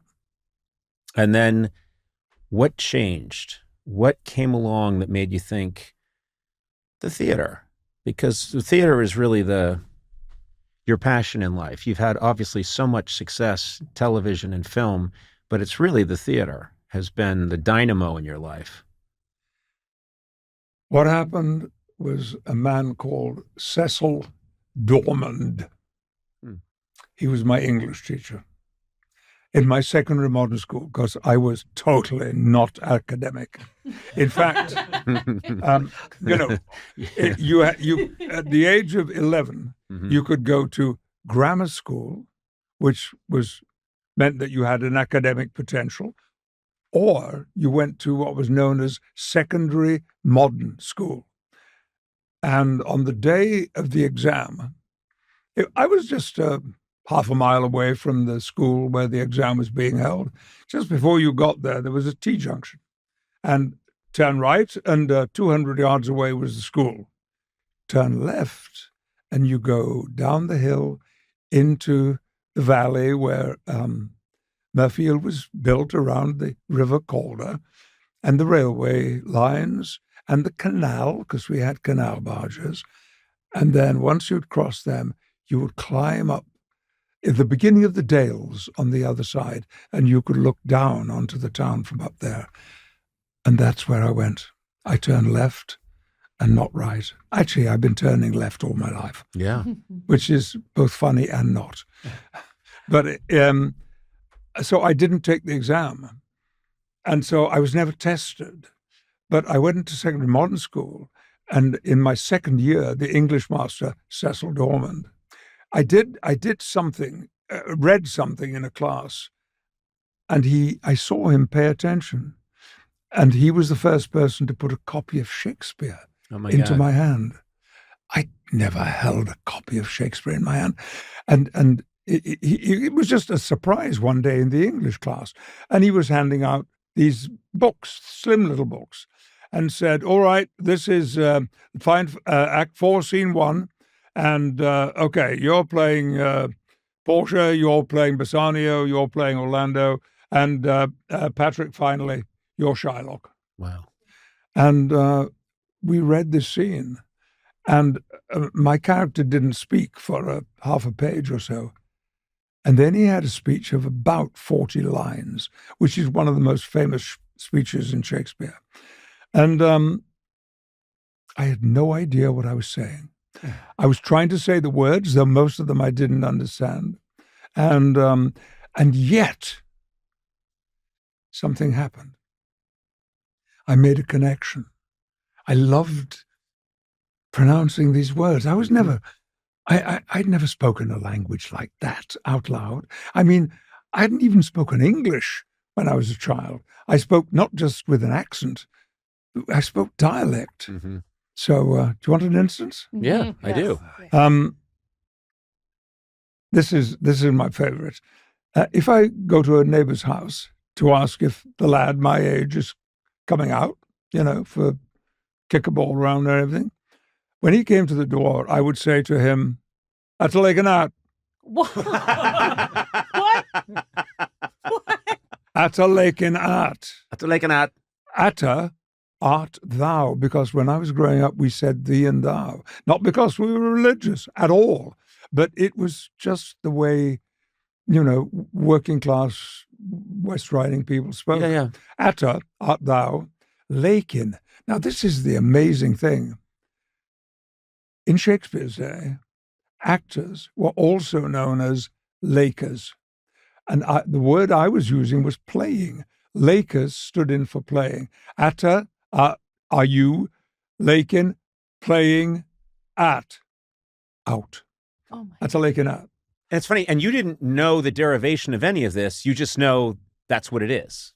You just are saying you don't know what any of this is coming from. No, nothing at all. But the moment came when a second teacher, who was my book is dedicated to these two people, Cecil Dormand and Ruth Wynne Owen, who was a retired professional actress, now living with her husband in Yorkshire and teaching. And she said to me one day, you know, Patrick, if you really are enthusiastic about performing, you've got to lose that accent. And so I started the next day, right away. And for several years, I spoke with one accent at weekends when I was going to my drama classes, and one accent Monday to Friday when I was in school. Because if I talked like that in the classroom, whack! I would have got thumped, you know. No, the other kids don't take kindly to that. Gentlemen and kind women. Who the fuck does the think thou art? Sorry. No. I believe it's time for my jelly and peanut butter. You had this experience that, I mean, I think is absolutely mind-blowing. You were in a production in London with the great Vivien Leigh, and you became friendly with her. And at one point, they are showing Gone with the Wind. This is many years later, but they're showing the film Gone with the Wind. It was a re-release. A new release, you know, that had been smartened up and tidied up and given new technology. And because you're friendly, she invites you to attend with her, and you sit next to Vivien Leigh. You sit next to Scarlett O'Hara as you watch Gone with the Wind, which is an experience that I'll never meet anyone else who's had that experience. It's absolutely, it's sitting with Orson Welles and watching Citizen Kane, you know, and you said she, at some point you could see that she was crying. Yeah. What happened? Well, by the way, just to get the seating layout proper, I was on her left side. On her right side was her boyfriend, who was a leading actor in the company we were working for, which was the London Old Vic Company, on tour. We were only on tour. We didn't ever play in London. And I mean, first of all, this invitation was wonderful. The reason being that I was the humblest member of the company. I had been a last-minute inclusion. 2 days before rehearsals began, I got this offer. And the producer, the working hands-on producer, was a very unpleasant individual. He chose me as his one to go for. And he did once say in front of the whole company, Patrick, we're doing this in honor of billing, and you're at the bottom. So sit down. I mean, you know, you wouldn't get away with that today. I try, but no, you can't. Is that quiet, you? Oh, he called me barely adequate the other day. He called me barely adequate. Really? Yeah. Well, it was in a review. Well, you know, the London Times. Look what happened to me. Yeah. You're going places. Oh, yes. Could be a testimonial. Oh my God! You've finally given me something to live for. Oh. So you're at this production. Yeah. Or I'm sorry, and we're sitting side by side, and I am so excited and thrilled and proud to be sitting alongside her. By the way, in a dinner jacket, because we've been told, by the way, when you go on this tour, you must have dinner jackets. There'll be a lot of formal parties. Dinner jacket? I'd never owned a dinner jacket. And I went to look, and I couldn't possibly afford one. They were so expensive. But on Charing Cross Road, there was a used garment, men's used garment shop. And I went in, and there was this tuxedo. And I don't know what it was made of, but it looked like a blanket. And it was huge. And I think it was a blanket. I think you got conned there. A blanket. Yeah. And so I was sitting on one side of her, and her gorgeous boyfriend was sitting on the other side of her, wearing a fabulous, expensive suit. And I saw that she was touching her face quite often. And then finally, she turned to me and she took my hand and she said, "Patrick, I'm going to have to leave. This is so upsetting. You see, so many of these lovely people I worked with are dead. And it's upsetting me so much. So thanks for sharing this. I hope you enjoy the night." And she got up and she and John walked out. And I was so touched. She could have just left. She didn't have to say, "Thank you for coming, and it's very good of you," and explain to me why she was crying. She was a superstar. Oh, God, yeah. Of her day. There was no actress today that's ever been bigger than Vivian was. And 2 Academy Awards, I think, as well. It wasn't just that she was fabulous looking or that she was a very, very nice person, but she had a temper. Yeah. I saw her once. There was a wonderful actress who I cannot name, but she is dead too, who was playing a character and she had a leading role, very important roles. And during the curtain call one night, she was on one side of Vivian and John was on the other side. I was at the back on another row. And as this other actress leaned forward, I heard her say something to the other person who was leaning forward with her. I didn't hear what it said, but as she was standing up, Vivian, who had just been presented with a bouquet of flowers, lifted it up and hit her across the face with the bouquet of flowers. For speaking. Yes. But apparently she had said something that Vivian didn't like. And she erupted. Then later on, we learned that she had illnesses. Yeah. And they were very problematic. And indeed, I think 8 years later, she died of this. I believe she might have had tuberculosis or something like that. Yes. I think it was a lung issue. Yes, yeah. And she also had, what do they call that thing that goes up and down? Anyway, she had it. So she had bad couple of days and a week of wonderful days and then a bad couple of days. And when she was having the bad days, you know what? We're talking about Vivian. Oh, you're talking about mental illness. Yes. Yes. Yeah. The bipolar disease. Bipolar. Yeah. Yes, that's right. Which never showed in her work. Anyway, it was a great privilege to have known her, and she was so kind. And I celebrated my 21st birthday through a party, and she came to it. Oh, my God. None of the other producers did, but Vivian came, and she gave me a golden cotton handkerchief, which she had sprinkled with the perfume that she always wore. She only wore one perfume, which was called Joy by Patou. And it was wonderful.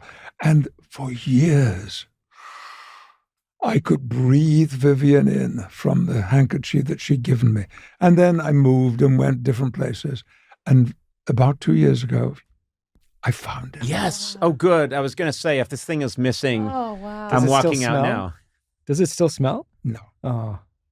The smell was gone, but the memories were still in place. We could get some jupe. Yes, I was just thinking no. that. Oh, no. You don't want to talk about it. It's cologne that men wear. I wore it once. You talk about, and this is a fascinating part, and when you're a teenager, this would be traumatic for a lot of people.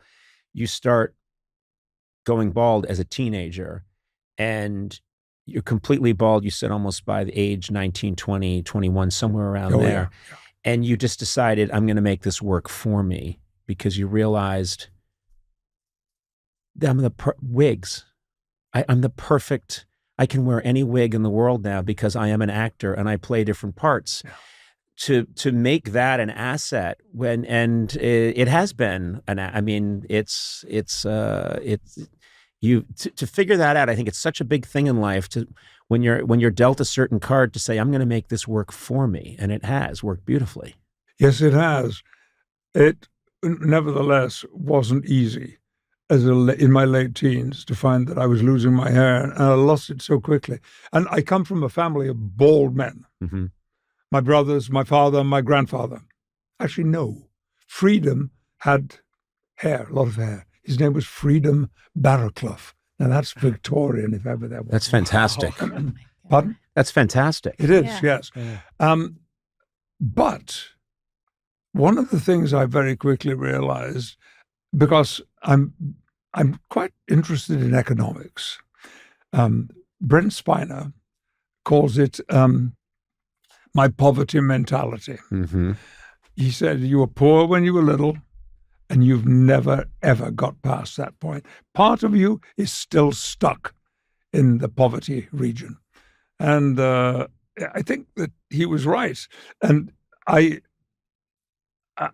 so losing my hair felt like a failure. Mm-hmm. And also, dating. Yeah. Who wants to go out with an 18-year-old who's just got a few...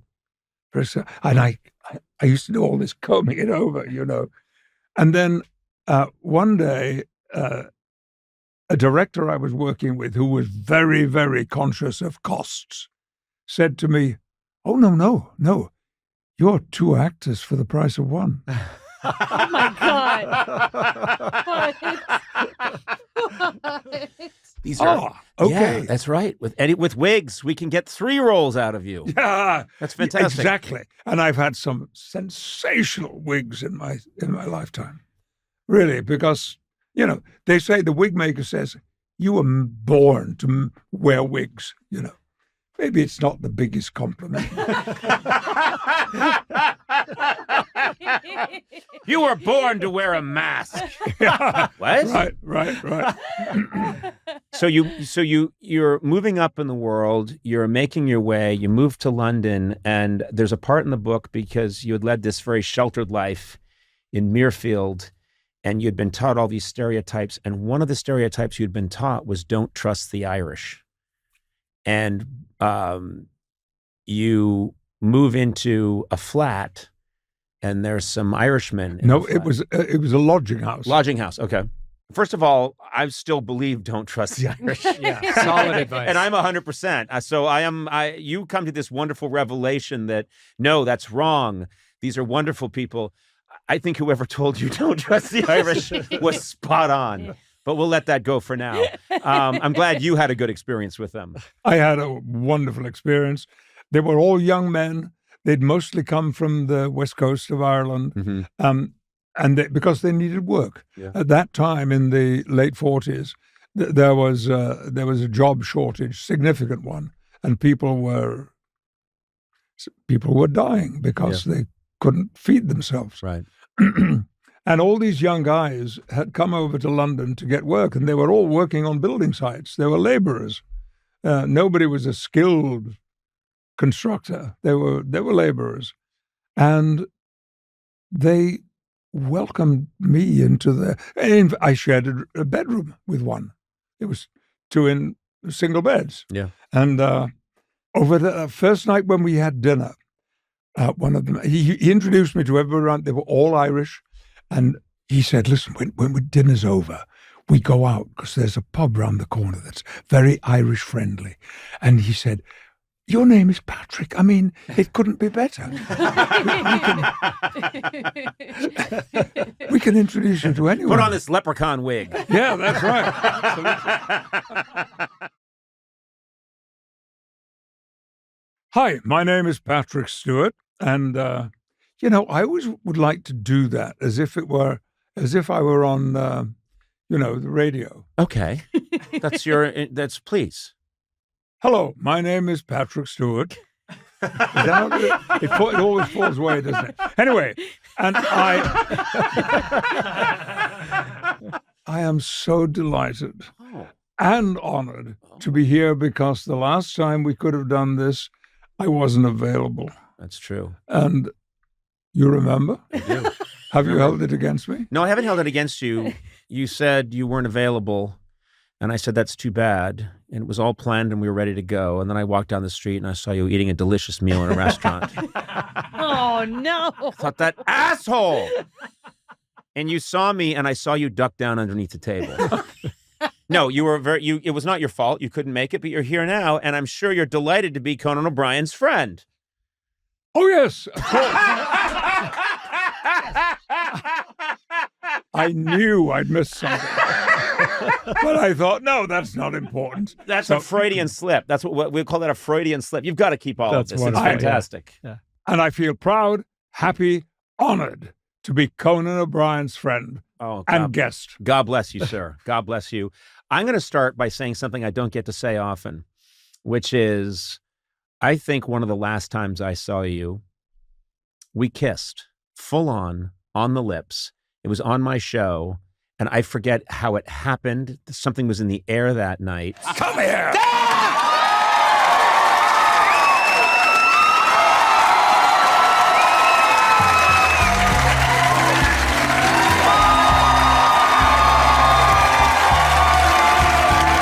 I've only kissed 2 men full on the lips. One was you. The other was Mr. Ryan Reynolds. You wrote me? Yes. It wasn't over. It still isn't.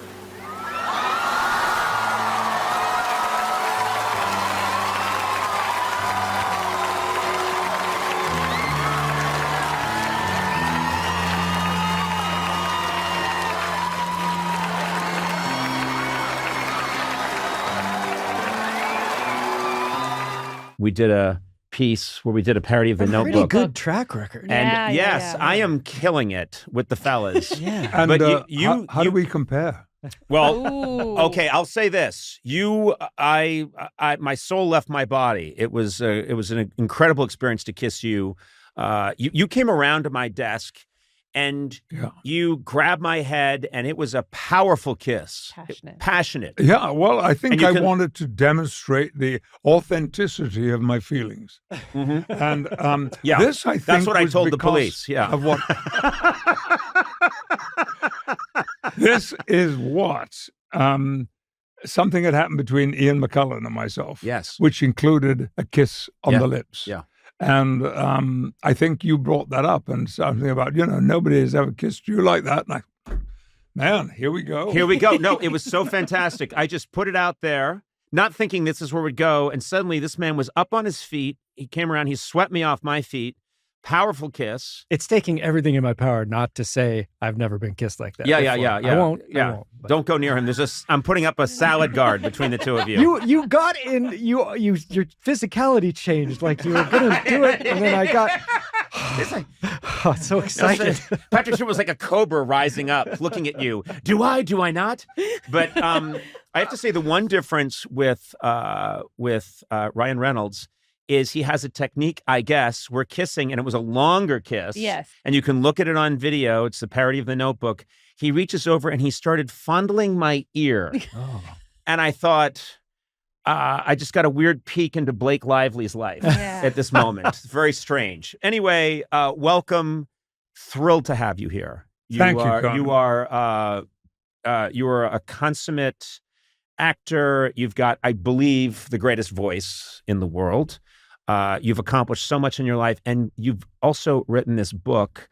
And you have lived a life. I will say that. You have lived an incredible life, and you've written about it beautifully in this book, which tells your story. And there's so much in here that I didn't know, starting with your childhood. You're such a good actor. You've gone through this transformation that I would never in a million years believe that you came from the North, from very little means. I don't know how else to say it. What you would call, I think you referred to it in your book as sort of the Rust Belt of England. Mm-hmm. What's this area? What's it called? Well, it was the West Riding of Yorkshire, which is a kind of division of Yorkshire. It's such a big county. Mm-hmm. It's the Texas of the UK. Right. And that it was divided into North Yorkshire, West Yorkshire, and East Yorkshire. And then Margaret Thatcher came along, and she created South Yorkshire. Mm-hmm. I think she was actually made Queen of South Yorkshire. I'm not quite sure of that. But she was. But it's well known as an industrial centre. Sheffield, of course, which was only a few miles away from where I grew up, was the steel centre of England, probably of Europe at the time. But you talk about a childhood that's And again, it's you cannot judge a book by its cover, but I would have thought, well, Sir Patrick Stewart, posh upbringing, posh education, silver spoon in his mouth. Those are the assumptions that I would have made. And you just have to learn this lesson again and again and again in your life. You had, in a lot of ways, a Victorian childhood. You had a child, and you talk about this in your book. Because that's what my wife has named it. My wife is an American from Nevada, and she will say to people, if they're asking me about how I grew up for the first time, she will say, "Oh, he might as well have been living in the 19th century." Right. It's like Dickensian. It was Dickensian, yeah. And you talk about first of all, no money, the very and toilet outside that you share with neighbors, and sort of an outbuilding. Not quite. The building had 4 toilets in it, but each family had their own toilet.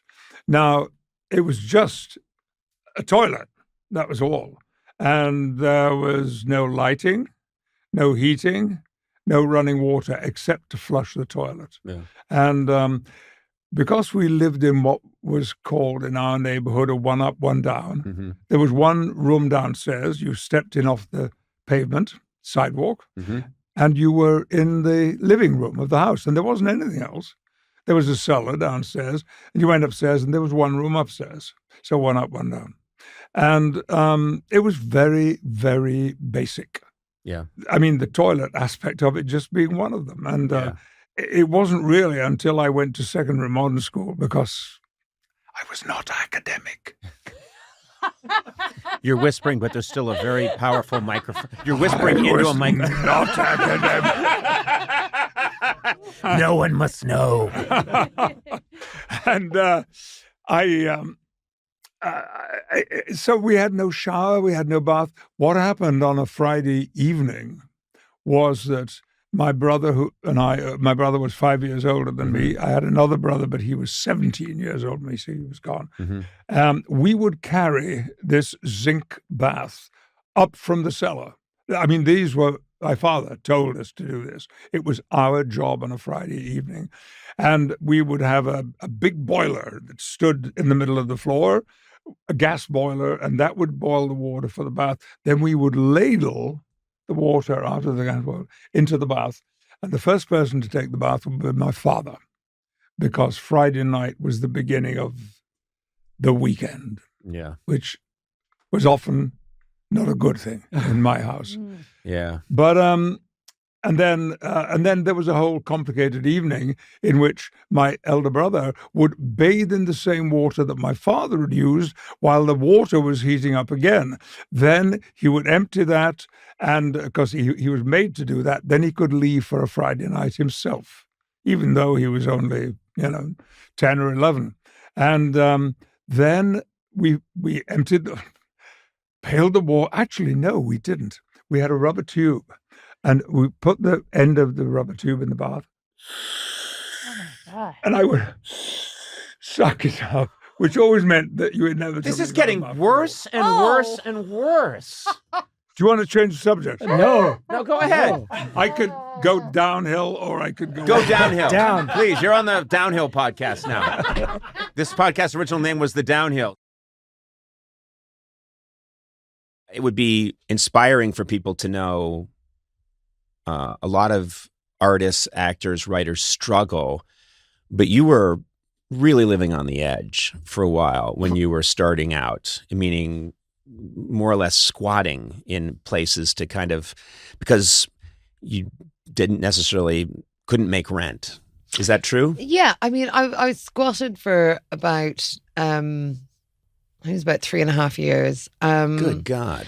But, and it might have been longer. I think I was in one place for 3.5 years, and then I sort of squatted in a few other areas around London, so it was probably a bit longer than that. But it was a bit of a lifestyle thing as well, you know. I mean, I had a job, and I just wasn't clearly I wasn't in the industry at that point.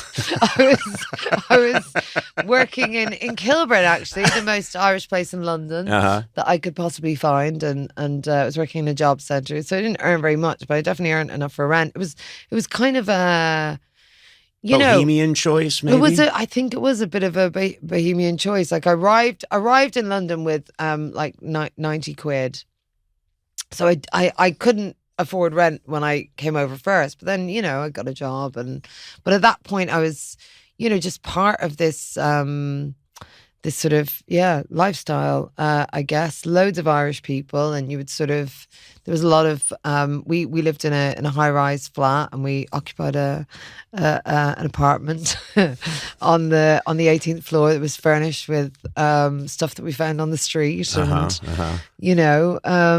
it was kind of fun. I mean, when I stopped doing it, I squatted this sort of disused shop in Camden, and we got like, the heavies came round, because really it was legal at the time, as long as you got into the building and you didn't cause any damage, or if you did, if you it wasn't a broke big in, deal necessarily. wasn't a big deal. You had like squatters' rights. But then if you squatted a property that was private, and the landlord knew a few lads with baseball bats, then it wasn't great. So that's what happened. They kind of like rushed us. Please tell me you're staying at a hotel here in New York. I love the idea that you would win the BAFTA, give a speech, leave the theater or the auditorium with all the flash bulbs and the cheers and then go out to an alley and lie down. No, Old habits die hard. I have a home now, and yeah. Oh, I just wanted to determine that. That's good. I just was worried about you. Good. I do worry. You're such I'll use the word impeccable. I think your writing is impeccable. You're such a great, terrific writer. And I know I started as a writer and struggled with this transition into performing. I knew it's what I wanted to do, but had trouble figuring out what's my path. Right. You said that initially you thought of yourself as someone who would be in front of the camera, but at what point do you realize I can write? I have a superpower here. God, I don't know, like really, really recently, because I think I really do think if you start out as a performer, you sort of you continue to see yourself as that, and you feel a bit cheeky calling yourself a writer. So you'd be like, I'm an actor and I do a bit of writing, and because because it was something I sort of learnt on the job, and I had a lot of great people along the way who taught me how to be better. I felt like I was kind of, I kind of felt it was down to them, and I kind of felt like if I was sort of just cast away on my own, I wouldn't be able to do it. Like I just sort of built this thing in my head, and so I really just had to start, I really just had to start doing it on my own before I even remotely considered myself to be a writer, and then I just had to build up confidence with that and do it a few times, and then realize that that the shows I make, the people like them, and it's not a fluke. Like you just convince yourself it was a fluke. We said your initial show, you have the success, and then it's not followed up right away. Is that right? Oh yeah. With Pulling, it's just it was, which maybe rattles the confidence a little bit. Was that just a one-off? Was that just all I had in the tank? I absolutely thought that was a one-off, and I got really, really lucky with Pulling, because I started in sketch comedy, and there was kind of a team of us, and I really enjoyed that. But then once I started writing sitcom, once I started writing characters and narrative, I thought, well, no, this is everything. This is all I want to do now. Yeah. But I got really lucky with Dennis. We were really close friends at the time anyway, and we both had these really similar life experience and sort of take on the world. And but Dennis is probably a bona fide genius, and I kind of relied on him quite a lot. This is Dennis Kelly. Dennis Kelly, Yeah. who wrote Matilda, the musical, and Utopia, and Yeah, he's a brilliant fellow. he's absolutely brilliant. And so, well, and you know, we couldn't have done it without each other, but Right. I did feel like I relied on him very heavily, and then, you know, we parted ways because we were you know, he didn't want to be just writing for me for the rest of his life. Right. And he had stuff to do. And so I started out, you know, just trying to go it alone. And so, you know, I wrote loads of pilots and, you know, just got on this conveyor belt of making pilot over here, like in LA, like, thought, oh well, I'll make my fortune over here, and there was this thing that I'd never experienced in the UK of it being like a success to get a pilot, to make a pilot, and you know, that whole thing of, you know, everyone gets on the phone and they tell you they're going to pick up your pilot. Excitement. Everyone loves it. Yeah, and then you know, it doesn't get made into anything, but that's not considered failing, really. Like you come over the next year and you have another go and you got another pilot and everyone's like, hey. And whereas I just felt like I was kind of going around in circles for, 5 years at least, just and also I had this thing where I was kind of making pilots that were ending up as something that I didn't, even if they got picked up, I would have been like, I don't want to make that. Yeah. You know, because it changes. You get your notes. You get your change notes things a and- little bit, and then Especially if you're new, if you're a bit of a rookie, you're kind of going, you know, they do that thing where they say, well, if you make this change, it's just for the sales tool. It's just, you know, we'll make this change. We'll add the voiceover. It won't be like that in the series. We'll just add a voiceover across the whole thing. Right. And then in series we, you know, and so you kind of get caught up in that a bit, and you make all these changes and you end up with something that isn't remotely like, you know, the thing you sort of hoped it would be. Tell me about yourself. Young girl, did you know that this was what you're interested in? You're interested in writing, you're interested in creating. Did you know at a young age this is for you, or is it something you figured out later on? I think I knew at a young age. I knew that I liked to make people laugh because, and that would be, I guess, the big family thing, Yep. wouldn't it? Yes. So I did very bad impressions, and you know, would do them for my mum and dad, and you know, I like to write, but I think I thought my path was acting and you know, comedy acting specifically. That was what I was kind of drawn to, and gosh, it just took so long, and nothing was happening. You know, at all. I know this about you, and it doesn't make sense to me that it took so long. Yeah, Because well, the minute I saw you and saw your work, it just felt like, well, of course, this woman is a big deal. So the concept of you waiting around for any period of time and nobody seeing it seems was kind years. of crazy. Yeah, I think I was like 36 or something when I got Pulling, which was our first thing that Dennis Kelly and I wrote. But yeah, previous to that. But then I have to say, I think it was also my fault. I think I was just not very good at putting myself out there, or you know, I've kind of done a bit of head work on it and thought, well, maybe I was sort of worried about failing or something, you know, so that if I put myself out there and if I tried and I failed, then that's it. And at least if I kept putting it off and just like getting stoned or whatever, right. Then maybe I could say, well, I haven't given it a proper go yet, Right, you know. right. So possibly that. Have you done therapy? Have you explored therapy? I do it more now. Not so much. Because Freud famously said the only people that are immune to therapy are the Irish. Really? Yeah.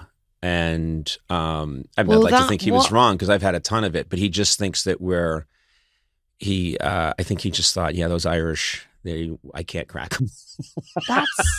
Do you know where that, like, well, did it just come from him getting a few bad gigs? I don't know what it was. I don't know where it comes from. I may That's even be so misquoting him, interesting. but I've often heard this quote that he said that, the Irish, like therapy will work on anyone, not the Irish. And it kind of makes sense to me because all my friends who went and saw Banshees of Inisherin and came away and said, oh my God, what madness, the throwing fingers at the door and the donkey dying and just madness and this ridiculous spat over nothing. And I watched the movie and said, yeah, that adds up.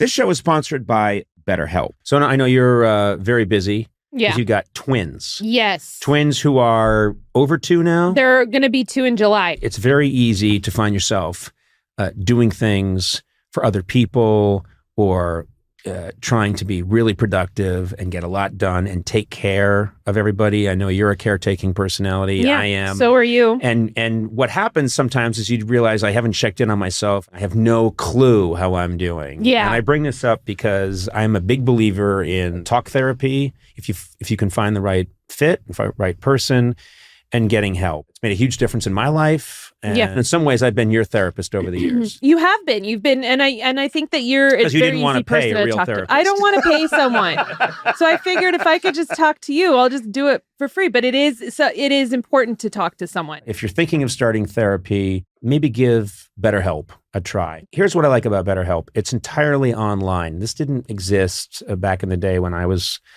maybe looking for someone to talk to.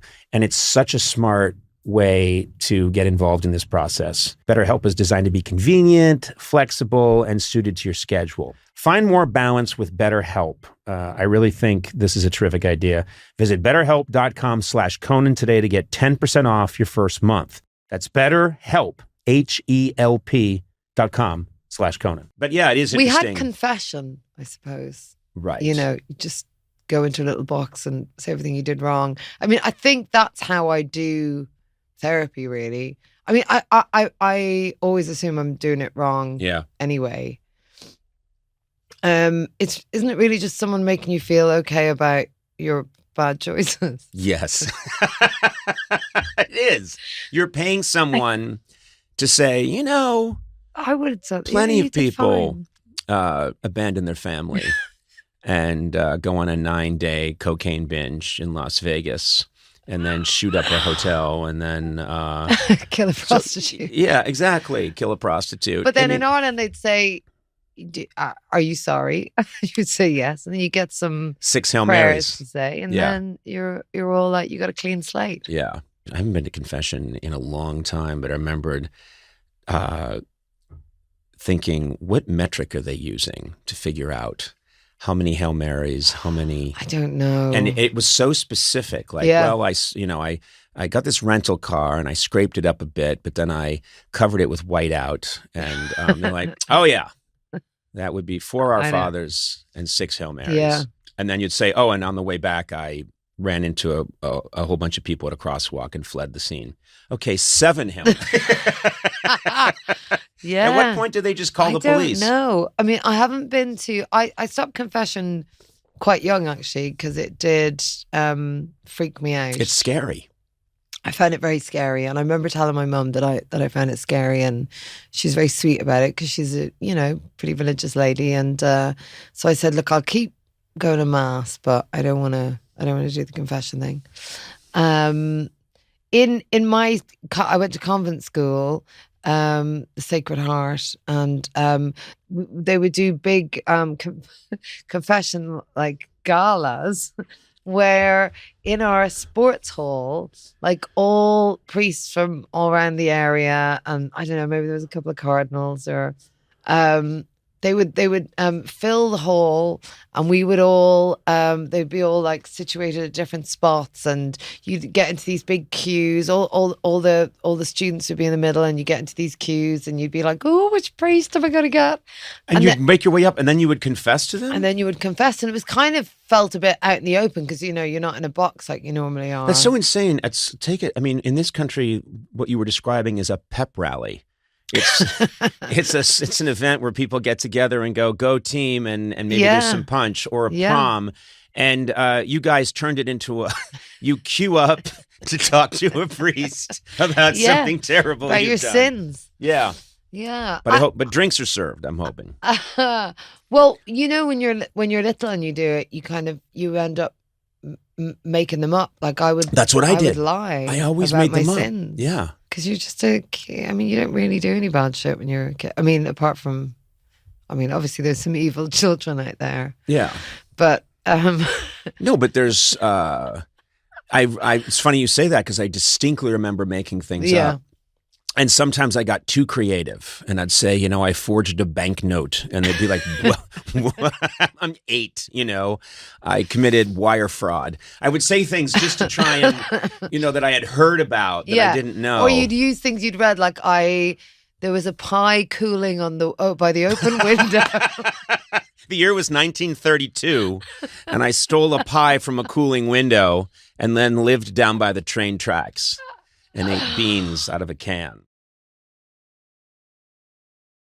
There's a great, and I think it's Nathaniel West, but I think he said, Hollywood's the only place where you can die of enthusiasm. And I just loved it because it's nothing but, they love it. Yeah. It's fantastic. Oh my God. I mean, everyone's talking about it. Yeah. You should have heard it. And when I told people in the room went, and you hear all those things, and then people can hear that for 15 years and nothing happens. Yeah. And imagine. It frightened the life out of me. It really did frighten me. Like I was going to meet these, really great writers just to sort of, just to pick their brains or get tips on how it's done, and sort of realize they hadn't had anything produced for X amount of years. And I found it really scary because I just love making stuff. Of course, that sounds like a really obvious thing to say, but no, but it's funny. It's not, you say it's an obvious thing to say, but I meet so many people, young people, that talk to me and they say, they're interested in, they want to talk to me, and how do I do it? And I'll say, what is it you want to do? And they it's clear very quickly they want to be famous. Yeah. And what I try to point out to them is you really have to love making stuff. Yeah. Because there's no guarantee. First of all, the fame thing, I always try and tell them is it feels almost like a dental x-ray. You almost don't even feel it. It's nothing. You get your table a little faster at a restaurant and you take a lot of selfies, but other than that, it's a very thin broth. There's not a lot there to sustain you. So you really have to like what you're doing. You have to love the process.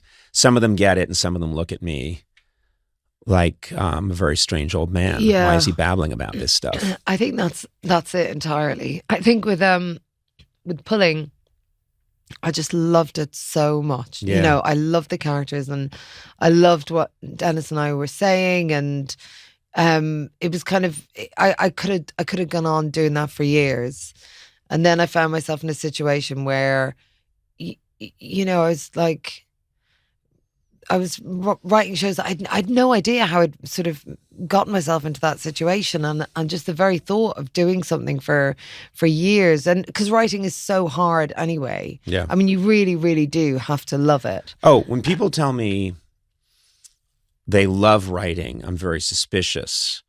I think the first thing you have to admit is that it's hard. Yeah, and it can be miserable. And sitting down and facing a blank page. Yeah. I can think of few things. I was more miserable.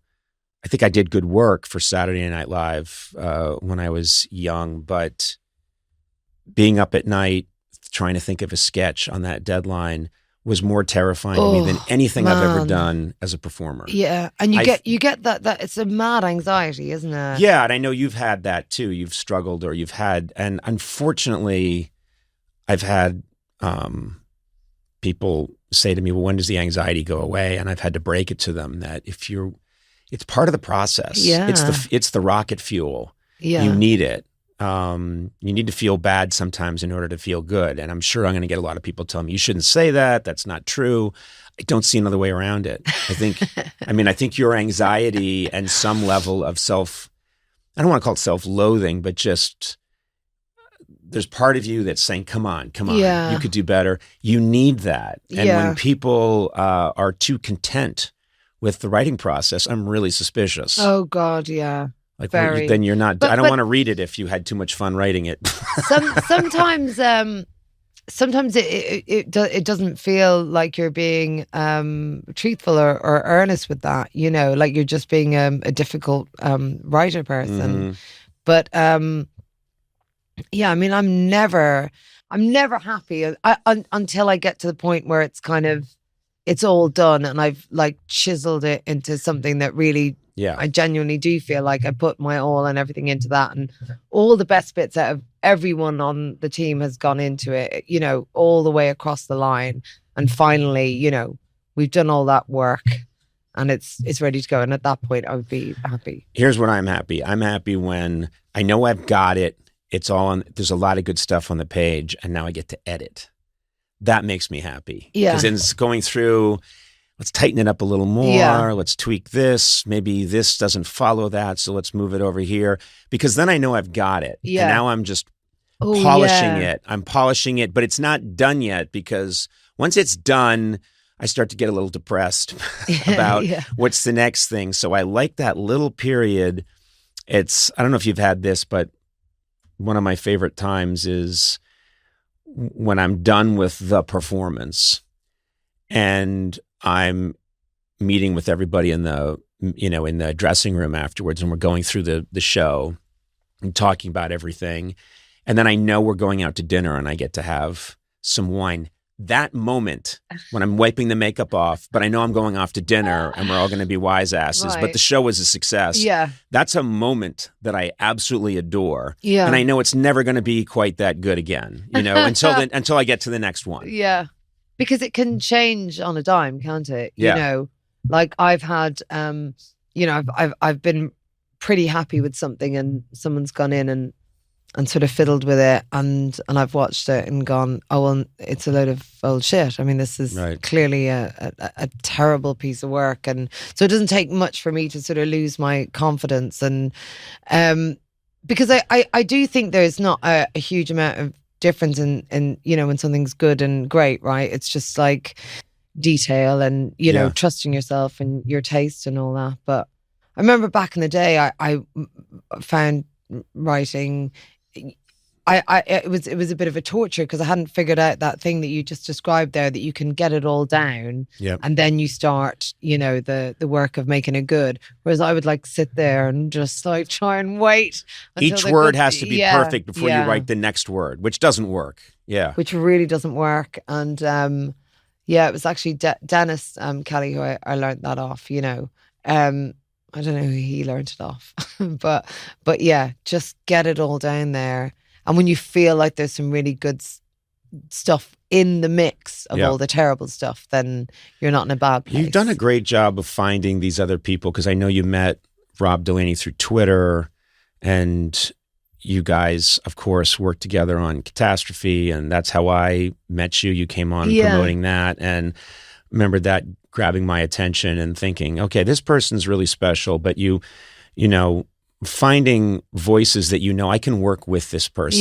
This person, I mean, it is, finding a good creative partner is not unlike going on a good date. It's just finding that we've got that frisson, we've got something that connects. I've been really lucky. I don't know how it's worked out for me, really. I mean, because I make a show in the UK called Motherland, and that is with you know, co-writers as well.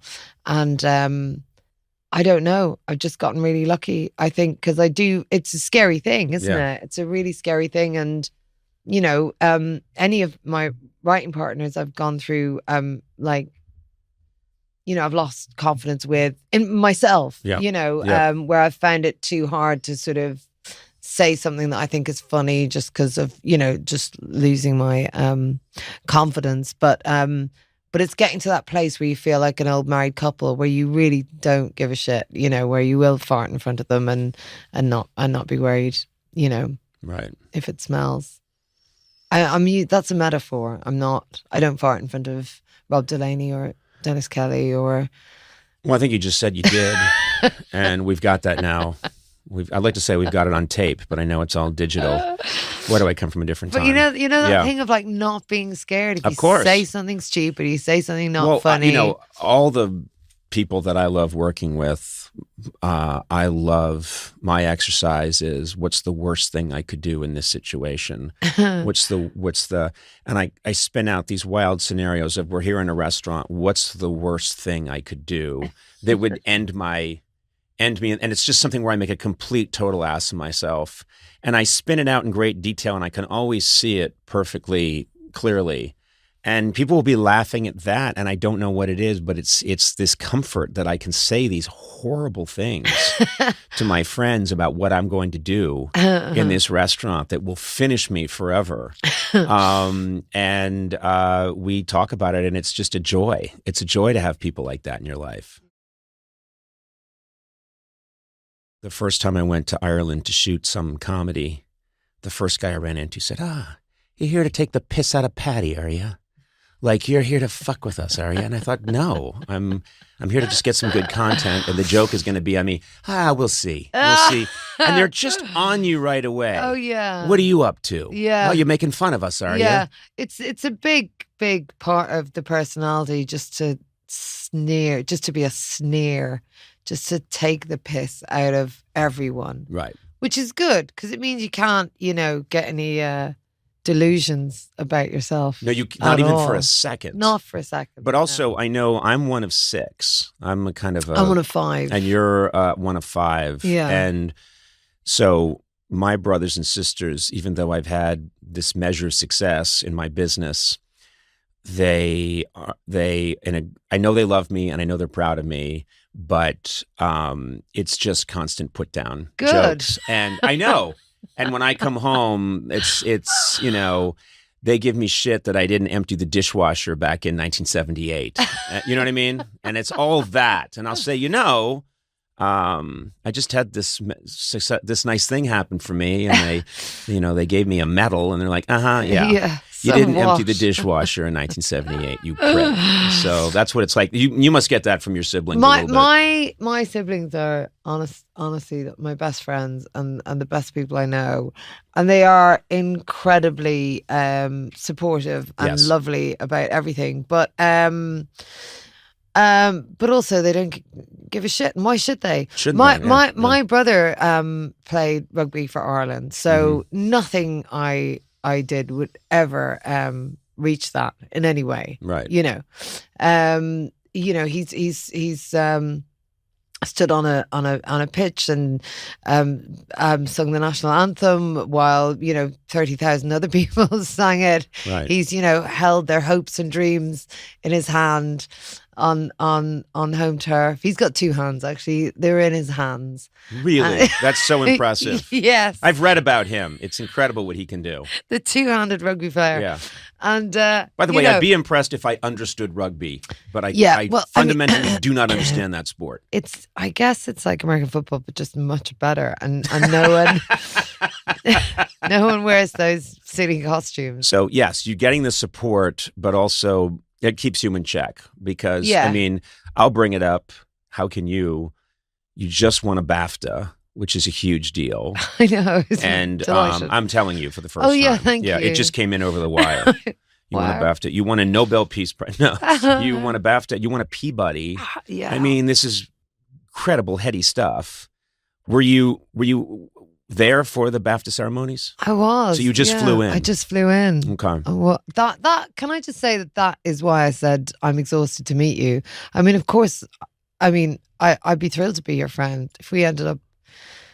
I'm not buying you having a tight bond. Not buying no? it. No, I'm only exhausted because I am actually exhausted. I know you flew in. Just really stupid. I didn't think it through. I hadn't looked at the dates properly, and then it was done, and I just thought, no, that'll be fine because I write quite well on a plane. Like because you don't have Wi-Fi unless you buy it, and even then I can't figure out how to buy it. I have never figured out how to buy it. And I think once I successfully did it, it was an accident. But did you just get really delirious and start laughing? I started just trying all kinds of different things, and then I got the Wi-Fi, and I was so excited the captain had to come out and calm me down. And no one was flying the plane for a bit. Yeah, I just worry. I worry about it still, that something will, if I've got the Wi-Fi on, something else will turn off, Yeah, just that's exactly how it works.